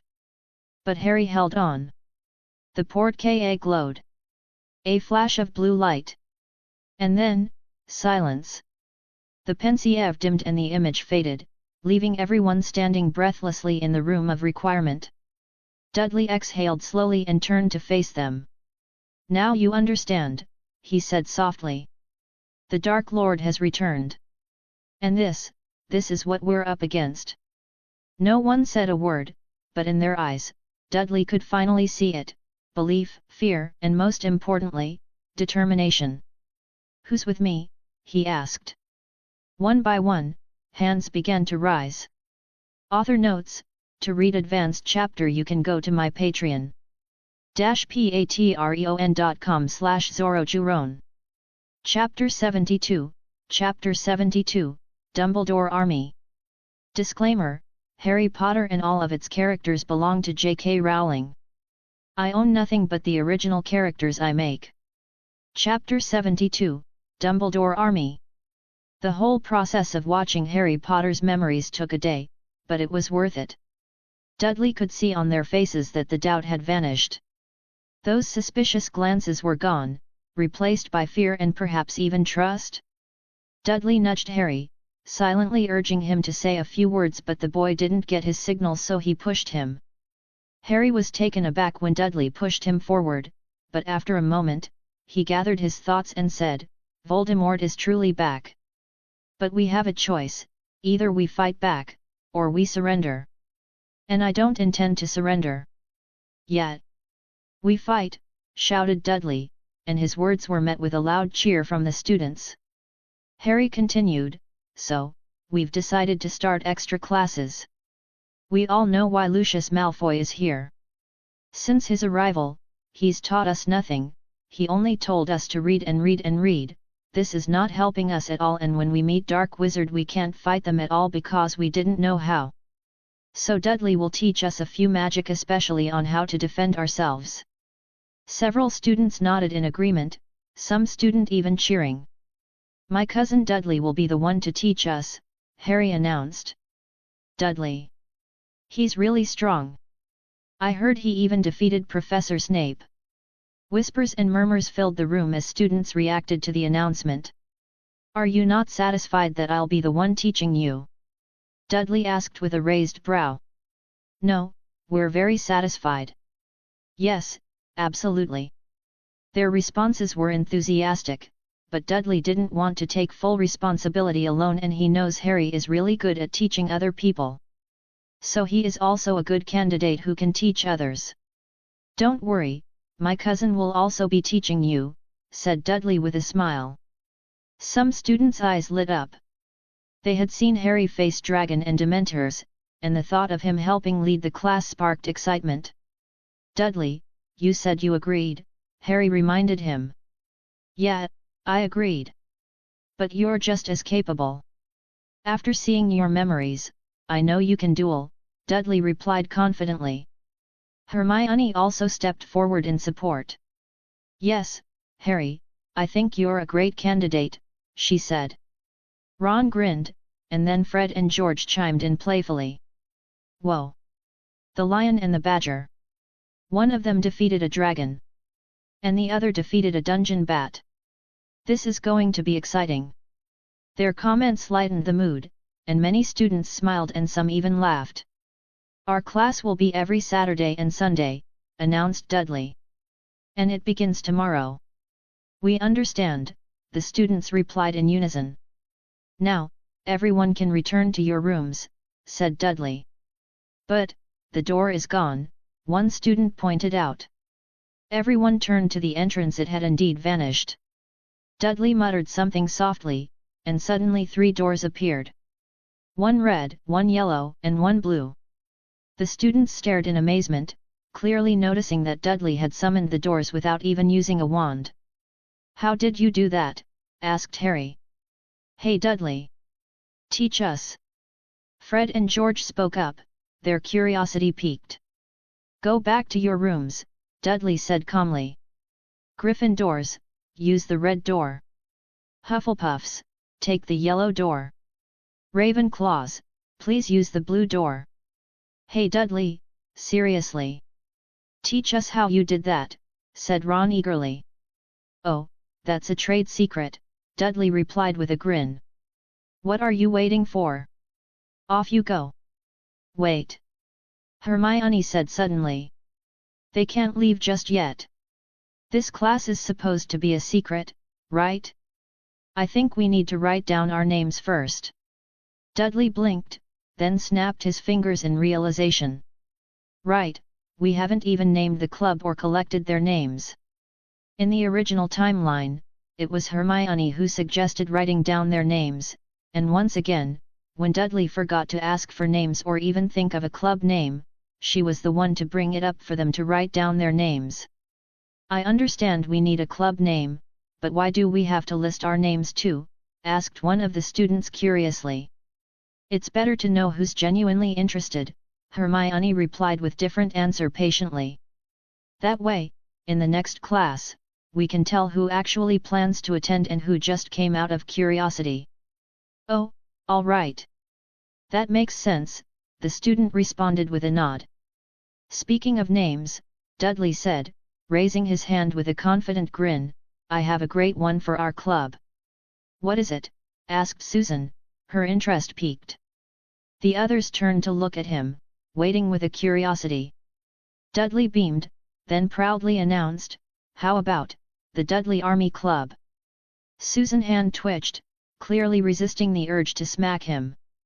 Harry's smile faltered. Hermione's eyebrows rose in disbelief. Ron stared at him like he'd grown another head.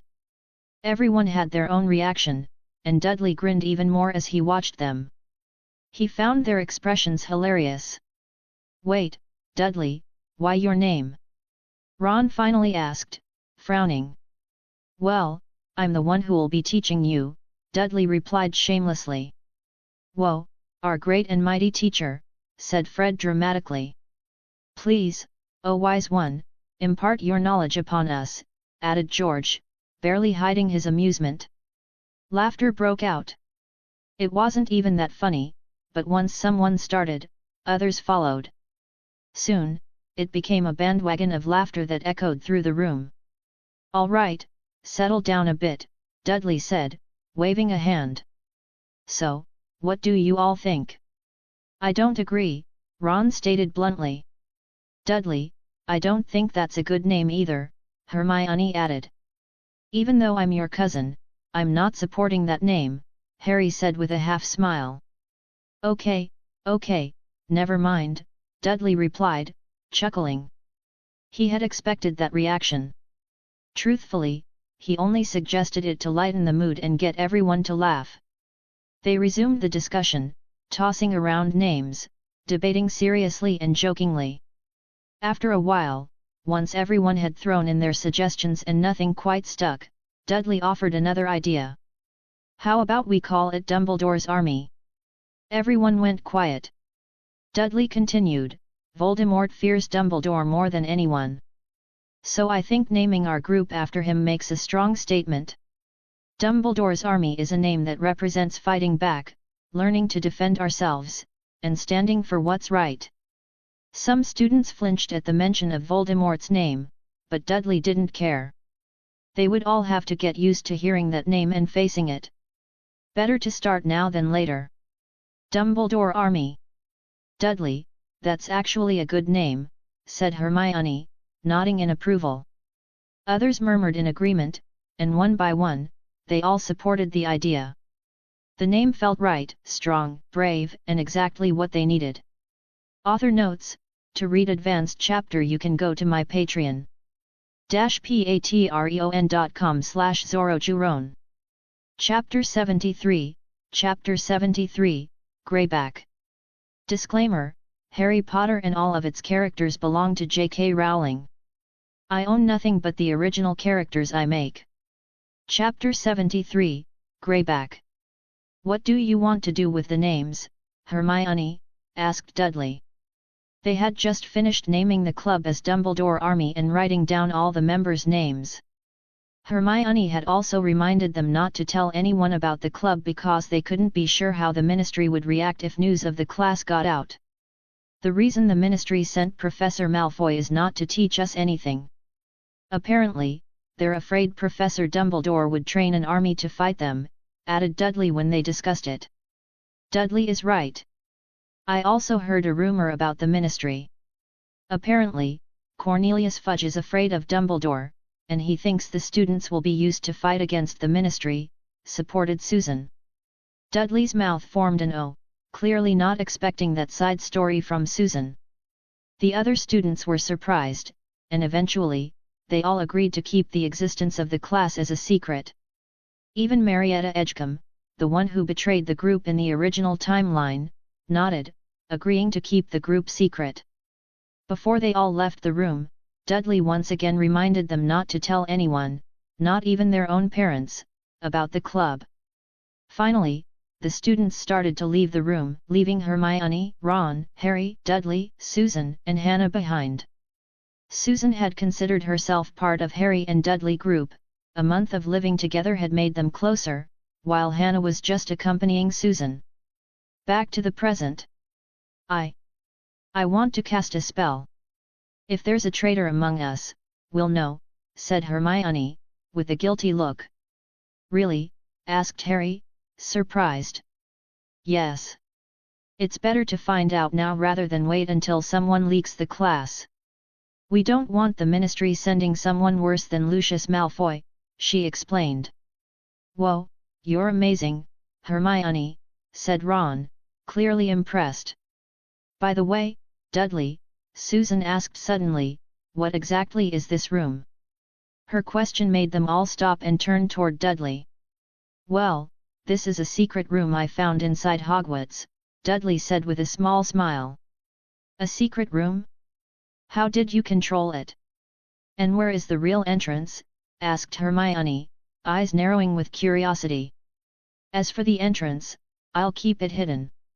And if you want to know how to control the room, you just need to command it. Let's say you want a room for dinner, you just say something like please give me a room for dinner, please give me a room for dinner, please give me a room for dinner, Dudley muttered the phrase 3 times. Right before their eyes, the room layout shifted again.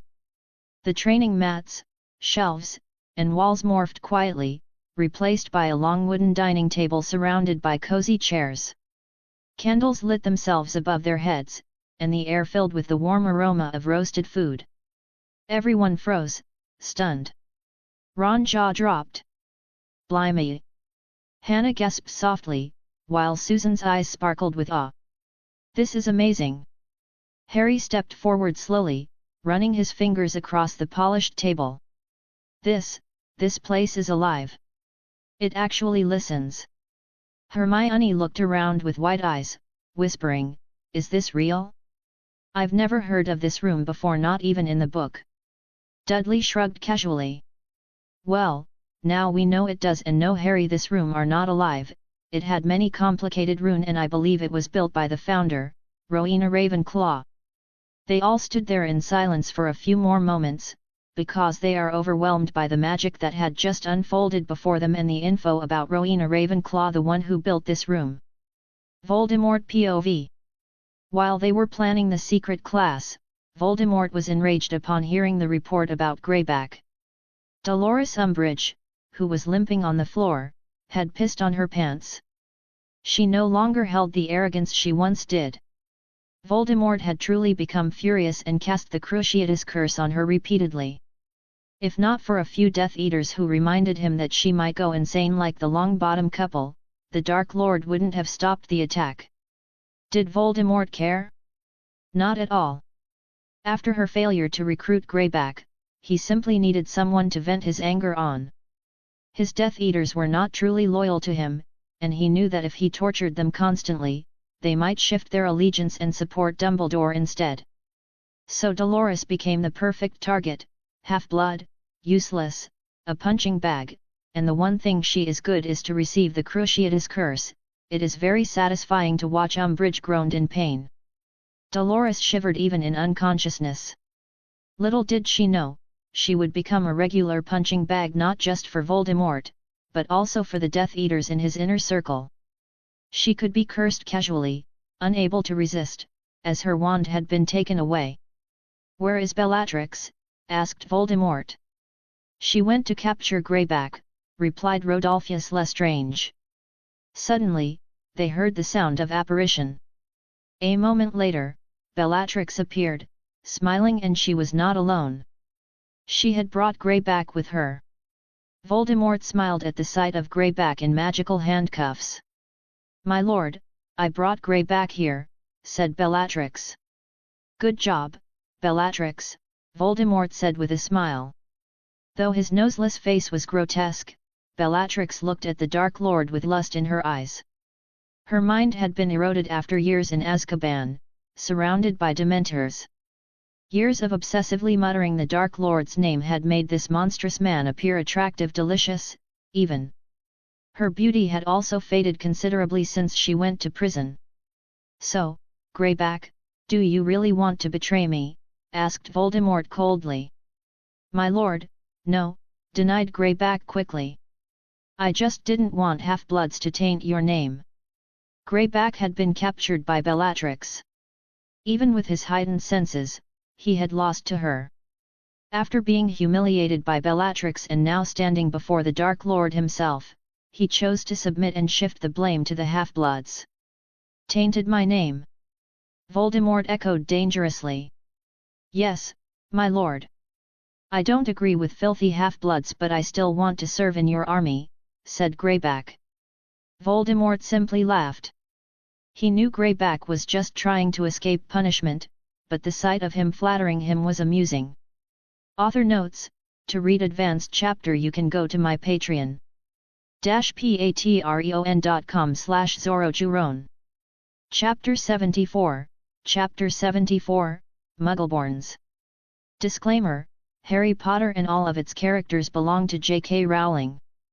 I own nothing but the original characters I make. Chapter 74, Muggleborns. The next day. It can be seen that Harry is actually a good teacher. When he teaches someone, people could easily understand it. He also knows the weakness of the student and knows to fix the movement. When the class started, at first it was Dudley who gave the introduction, setting the tone for what they were about to learn. The room buzzed with anticipation as students listened to him carefully. Some clenched their fist, and when Dudley told them that they need to take out their wands, some of them gripping their wands nervously, others brimming with excitement. Then, Dudley began teaching them how to use Expelliarmus. Surprisingly, quite a lot of students didn't know how to use it properly. Even Ron had difficulty to cast the spell. Some students weren't fast enough to cast it effectively. It was clear that even something as simple as a disarming charm could be difficult for a students. No wonder when Death Eater launched an attack, they just escaped without fighting back. Dudley specifically chose to teach them Expelliarmus because of this spell is the most iconic spell in Harry Potter arsenal. The only spell he ever used to confront Voldemort, and it worked twice. The first time was in the graveyard, and the second was during their final battle. Knowing how proficient Harry was with the spell, Dudley pushed his cousin forward and told him to observe the students who were still struggling. Harry nodded seriously and moved through the room, watching them carefully. Dudley stood back, watching Harry from afar. He did a good job, guiding the students who were weaker, muttered Dudley while watching his cousin fix the posture of the student. Dudley almost couldn't stop laughing when Harry passed by Cho Chang. Internally, Dudley mocked Harry as a hormonal human. Fake galleon. The first class went well, and before they could leave, Hermione once again stopped them. "Wait a minute, everyone, take this," said Hermione while holding a big pouch. Ron dived his hand in first before taking something out from her pouch. His body froze, shocked by what he was holding. "Hermione, you gave me a galleon?" "I've never had one before," said Ron while holding his galleon on right hand while closed his mouth with his left hand. "This is not a real galleon," replied Hermione. Ron looked disappointed and a bit sad, but because he had never held a galleon before, his eyes still lit up as he looked at the fake one. One by one, they took the galleon from Hermione's pouch. Even Dudley and Harry received one. "Okay, listen," said Hermione. "This is a tool of communication for the Dumbledore Army Club. The coin in your hand will heat up, and that means there will be a change in schedule for the next class. The master coin will be controlled by me to remind you all about it." "You are a genius, Hermione," complimented Dudley. Hermione smiled. "The only thing I'm afraid of is if someone mistakenly uses this fake galleon to make a payment." "I would never mistake this galleon for real money, because I've never had any galleon money before," muttered Ron. "PFFTT. Ron, why are you so funny?" It almost made Dudley laugh. "Is this the same as Voldemort Dark Mark?" commented Harry, and some people flinched hearing his name. "In fact, I got the inspiration from him," replied Hermione calmly. "I found a protean charm and decided to use it." "Did you make this by yourself?"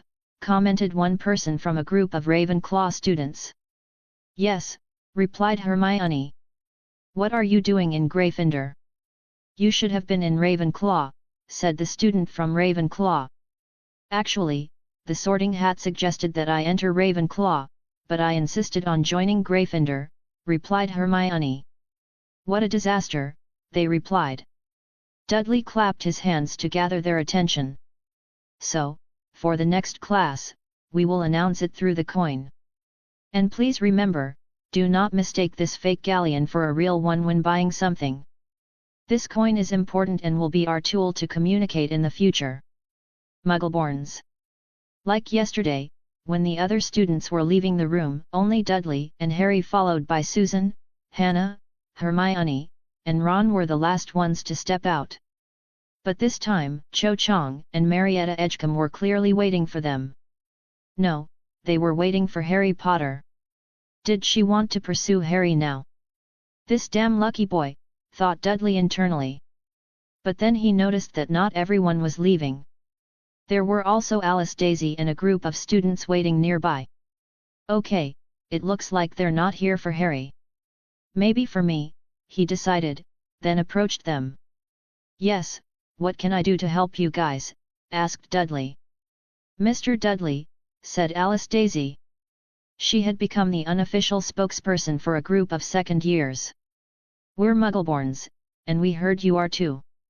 So, how will you prepare for you-know-who attack?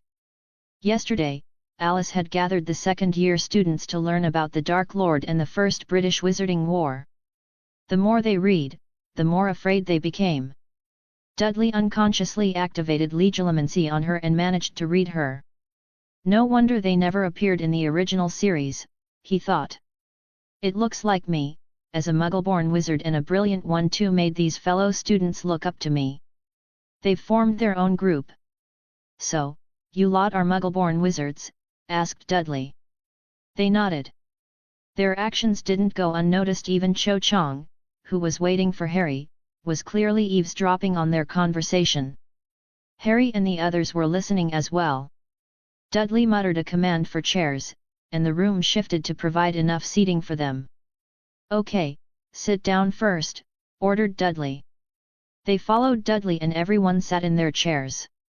So, did you find out what the Dark Lord? No, we don't call him the Dark Lord, we call him Baldy Shorts because he's bald, Dudley joked, trying to ease the tension. It worked, some of them smiled. Yes, we did. So, what would you do? Asked Daisy again. Are you unofficially their leader now? Dudley asked, pointing at her. Arg. She didn't expect Dudley to say that. Yes, she is our leader, a boy from the group replied. Wow, so you're her boyfriend, teased Dudley. The boy who had just spoken turned from pale white to deep red. Okay, just kidding, said Dudley. I've done my best to protect my family. The first thing I did was make sure they owned a gun. Gun? That answer was unexpected to them. You live with Muggles, so you must know what a gun is, right? Asked Dudley. They nodded, but Marietta Edgecombe, Hannah Abbott and Cho Chang looked confused. What is a gun? I gave the gun to my parents and made a rune. When more than 7 wizards come near their place, the device will light up and alert them. That way, my parents can react and hold the gun for protection. I can even design the seals so that any wizard who teleports near the house will trigger it. Dudley then looked up at Cho Chang and the others, and his head snapped toward Harry. Harry, I think you guys need to go out first. This meeting only involves Muggle-born students, said Dudley. Author notes, to read advanced chapter you can go to my Patreon. patreon.com/ZoroJuron. Chapter 75, Chapter 75, Human Aren't Weak. Disclaimer, Harry Potter and all of its characters belong to J.K. Rowling. I own nothing but the original characters I make. Chapter 75, Human Aren't Weak. In the original series, the Muggleborns never formed a group or sought out Harry Potter. At that time, most people still didn't believe in him. Harry wasn't exactly powerful, he was just lucky, escaping danger more often by sheer chance and the protection of others than by his own strength. Even if he managed to defeat the dragon, it is not magic against magic but his superior skill on flying the broom. But Dudley was different. His feats, dueling with Professor Snape and casting advanced spells, had become legendary, even reaching the ears of the most aloof students in Slytherin House. On top of that, he was now good-looking, tall, and confident. More importantly, he was one of the few Muggle-borns who had demonstrated real magical strength and leadership. For many, that was enough. These students sought him out not out of curiosity, but desperation. They feared for their families, worried something terrible might happen to them. And by following Dudley, they believed they had a real chance to learn how to defend their loved ones, which is their family. After Harry and the group of purebloods left the room of requirement, Dudley noticed that there is still many students who were lingering behind, some from his year, others from different years. "You're all second-year students?" asked Dudley, scanning the group. "No, we're first years," one of them answered. "We're third years," added another. "We're fourth years." "Dudley, we're your friends from fifth year," said Justin Finch-Fletchley, stepping forward. "We're sixth years."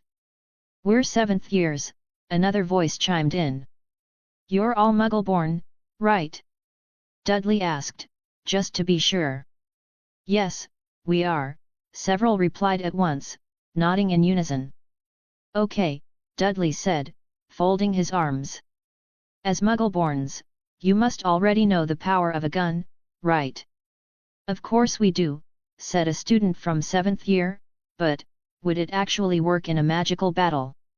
Instead of answering, Dudley acted. He silently cast Stupefy on a nearby training dummy. The red bolt of magic struck it square in the chest, knocking it backward with a dull thud. It stumbled, but remained mostly intact. Then Dudley reached into his pouch and pulled out a Desert Eagle handgun. Without saying a word, he pulled the trigger. The deafening shot echoed through the room, and the bullet tore into the dummy, shattering part of its shoulder. "As you can see, they both have hurt the dummy doll, so what's the difference between these two?" Dudley asked calmly. A few students exchanged glances. One girl raised her hand. "Yes." Dudley called on her. "Both are deadly," she replied, her voice a little shaky. "Good answer," Dudley nodded. "But is there any other difference?" This time, Justin raised his hand. He had heard this explanation from Dudley before, when he had viewed a memory in the first day when they returned to Hogwarts. "Yes, Justin. Spells take time to cast. You need to say the incantation, aim your wand properly, and that gives the opponent a chance to dodge or counter. But a bullet? Once it's fired, it's too fast. It's nearly impossible to dodge." "Excellent point," said Dudley, smiling slightly. "That's the biggest difference. Magic can be countered, blocked, or dodged if you're quick and skilled. But bullets are faster. So even if Muggles are surrounded, as long as they have a gun and know how to use it, they still have a fighting chance." A look of realization spread across several of the students' faces. Dudley could see it clearly, so he continued. "The best part is, pure-blood wizards and dark wizards look down on Muggle weapons. They think it's primitive, beneath them. That's our advantage," Dudley said, holding up the Desert Eagle for emphasis. "Before they even cast their first spell, we can aim, fire, and they're done for." Argus Filch. Filch had noticed something odd lately. A group of students had been coming and going through a particular corner, always happen on weekend, looking secretive. Curious and suspicious, Filch did some investigating. It didn't take him long to discover that Dudley Dursley had been holding extra classes training them in magic, and possibly more. Filch nearly lost his mind. Furious at being kept in the dark, he stormed to confront Dudley. "Dudley!" Filch barked. "Yes, Filch." Dudley replied, startled but composed. How dare you keep this from me?" Filch demanded. "I knew you were hiding something. I overheard students whispering, saying you've been teaching an extra class." Dudley raised an eyebrow. "So, what do you want, Filch?" "Please," Filch said suddenly, his tone changing from angry to pleading. "Teach me too." "You want me to teach you?" Dudley asked, clearly surprised. Yes, please teach me, Filch repeated, almost desperate. After a short pause, Dudley replied, all right. You can join the class. But I'm not increasing the dosage of the potion I sell you. That meant Filch could only attend once a week, because the potion are enough for once a week. But, the potion only lasts one day, Filch said, frowning. You can divide it, Dudley suggested. Half on Saturday, half on Sunday. Or even smaller doses, 10 minutes here and there if you want to practice just a little. Filch went quiet. He thought about it, then slowly nodded. He would make it work. In the following classes, students were surprised to see Filch sitting among them. But what shocked them more was his behavior. His usual bitterness was gone. He was actually warmer, friendlier. Even when naughty student accidentally dropped a dung bomb, he didn't yell.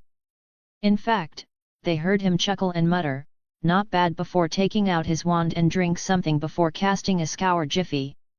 Dumbledore and Snape. Meanwhile, in the headmaster office, Snape had just finished briefing Dumbledore on the Dark Lord's latest movements. However, there was one subject he had been avoiding: Dudley. By chance, Dumbledore brought it up. Severus, what do you think of young Mr. Dursley? Asked Dumbledore, peering over his half-moon spectacles. Snape curled his lip. Him? Arrogant.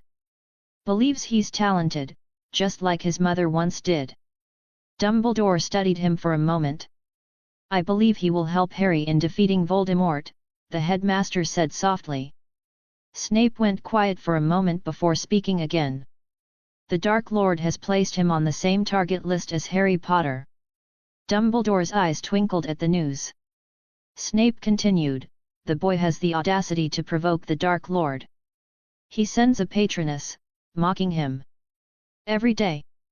For a brief moment, Snape thought he saw Dumbledore smirk, but it was quickly replaced by a look of calm surprise. You mean to say Dudley sends a patroness every day to taunt Voldemort? Dumbledore repeated. Yes. Lucius told the Dark Lord that the voice coming from the spell sounds exactly like Dudley. So they're convinced that only one person would dare to provoke him like that.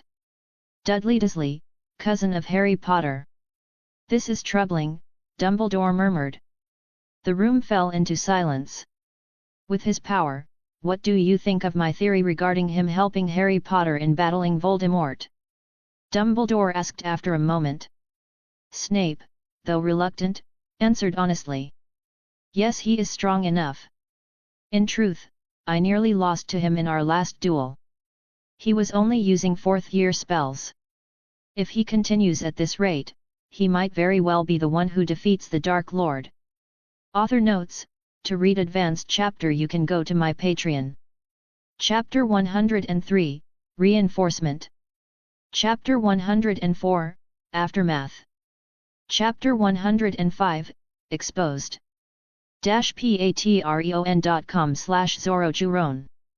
Chapter 76, Chapter 76, Cho Chang. Disclaimer, Harry Potter and all of its characters belong to J.K. Rowling. I own nothing but the original characters I make. Chapter 76, Cho Chang. Really? Dumbledore raised an eyebrow. Yes, replied Snape. I won't lie about this. That boy is one of the most talented wizards I've ever seen. If he learns apparition. No, even without it, given enough time, he might have beaten me during that duel at Hogwarts. Cho Chang POV. Cho Chang knew she was beautiful. As a Chinese witch, her beauty was distinct from that of British girls. She had a uniqueness all her own. Even among other Chinese from China, she could be called a campus belle if she attended the college. That is how pretty she is even among the Chinese women. Every year, there were always boys trying their luck, hoping for a chance to date her. She rejected them all until Cedric Diggory invited her out last year. Cedric had been her boyfriend, and she had truly fallen in love with him. But he was killed, and her heart was shattered. Months passed, yet the grief still clung to her. Maybe she was confused, but she believed that to overcome her sadness, she needed to be with Harry Potter, the last person to see Cedric alive. Harry had tried to flirt with her before, but he was too late. By then, her heart already belonged to Cedric. If Dudley knew what she was thinking, he would probably say just one thing: teenagers shouldn't date. They should focus on their studies. That was why she dragged Marietta Edgecombe to the meeting in the room of requirement. But what she saw there shocked her to the core. The memories. The truth. Voldemort return, starting from Harry's first year. And Cedric's death, the moment that hurt her most, played right before her eyes. After that meeting, it is not only her who has changed, even Marietta Edgecombe also changed completely. Before, she had been one of the first to call Harry and Dudley liars. But now? She was among the most diligent students in the club, learning everything she could from them. Cho had tried her best to talk to Harry after class, hoping to finally reach out to him. But every time, it was Dudley who was the last to leave the room. Somehow, he was always there, standing between her and Harry. And she wasn't wrong to be suspicious, because Dudley, who had read many books and understood what might happen, had no intention of letting Harry repeat the same emotional path. To be happy for a short while, only to be crushed again by the end of the year? No. So Dudley made sure to disturb them, dragging along a few Hufflepuff students and Muggleborns after each class just to break the mood. In Dudley's mind, why should Harry become your emotional punch bag just to help you grieve over a lost love? Ministry of Magic. Cornelius Fudge had served as the Minister for Magic for many years. When he first took the position, his days were hectic, filled with opposition and political pressure. To stabilize his career, he chose to align himself with the right people who could help him maintain power smoothly. The first was Lucius Malfoy, the unofficial leader of the pure-blood elite, and the second was Albus Dumbledore. Lucius supported him financially, often through discreet bribes, especially when Lucius needed to bend certain laws. Meanwhile, he regularly sought Dumbledore opinions to show the public, particularly the light side of the wizarding community, that he was a reasonable man willing to listen to the most powerful and respected light wizard alive. For a while, everything went according to plan. His position as Minister for Magic became more secure, and he enjoyed the wealth and influence that came with it. But that changed when Dumbledore informed him of Voldemort's return. To make matters worse, his most powerful financial backer, Lucius Malfoy, turned out to be a Death Eater. All Fudge ever wanted was to accept bribes, live richly, and hold on to his power in the ministry. If he admitted Voldemort had returned, it would cause mass panic and he himself would become a target. On top of that, Lucius would stop supporting him financially, leaving him vulnerable and exposed. So, the easiest way out was to deny everything. Discredit Dumbledore. Paint him as a liar. He stripped Dumbledore of his title as Supreme Mugwump of the International Confederation of Wizards and removed him as Chief Warlock of the Wizengamot. Cornelius even considered removing Dumbledore from his position as headmaster of Hogwarts, but to his frustration, he learned that the ministry had no legal authority over that appointment. Hogwarts was independent, and he couldn't touch it. That made him even more paranoid. He began to fear that Dumbledore was building an army of students inside Hogwarts, one that might oppose him and his rule. Before the new term began, his secretary, Dolores Umbridge, proposed that she take a position as a professor at Hogwarts to ensure no such thing would never happen. Fudge agreed and secretly felt grateful to her. But then Amelia Bones ruined everything. She had Umbridge arrested and imprisoned, cleared Sirius Black's name, and turned public opinion against Fudge. Even people within the ministry began to question his decisions. Whispers spread, calling for Dumbledore to be reinstated as Chief Warlock. Things only got worse. A report came in from Azkaban that several Death Eaters had escaped. It was a disaster. The prison had been breached, the Death Eaters were gone, and even the Dementors had abandoned their posts. The incident shook the wizarding world and Fudge's credibility fell to the core. The truth was, Fudge had rejected Dumbledore warnings not because he truly believed Voldemort was gone, but because denial was the easiest path. Admitting the Dark Lord's return would incite chaos. It would paint a target on his back. A small part of him believed Dumbledore was right all along. But fear and greed kept him silent. And now, the price of that silence was beginning to show. He sat alone in his grand office, the weight of failure pressing down on his shoulders. The fire crackled quietly in the hearth, but it brought him no warmth. In that moment, Cornelius Fudge wondered, not for the first time, if the price of power had finally come due. Are Dumbledore speaking the truth?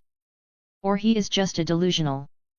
To the readers who have commented asking for smut scenes, I apologize, but Dudley and Susan are both 16 years old, so I will not be including those scenes in my story. Please note that I do not support content involving minors, and you should remember that the FBI monitors online comments, figuratively speaking. I have researched the matter, and the legal age for marriage consent in most of the UK is 18 years old, with some exceptions, such as Scotland, where the legal age is 16. This story will not contain those scenes, which is why it is not rated 18. So you can read my story safely without getting a boner. Author notes: to read advanced chapter you can go to my Patreon. Chapter 104, Aftermath. Chapter 105, Exposed. Chapter 106, More Reaction. patreon.com/ZoroJuron. New chapter is coming soon. Write a review.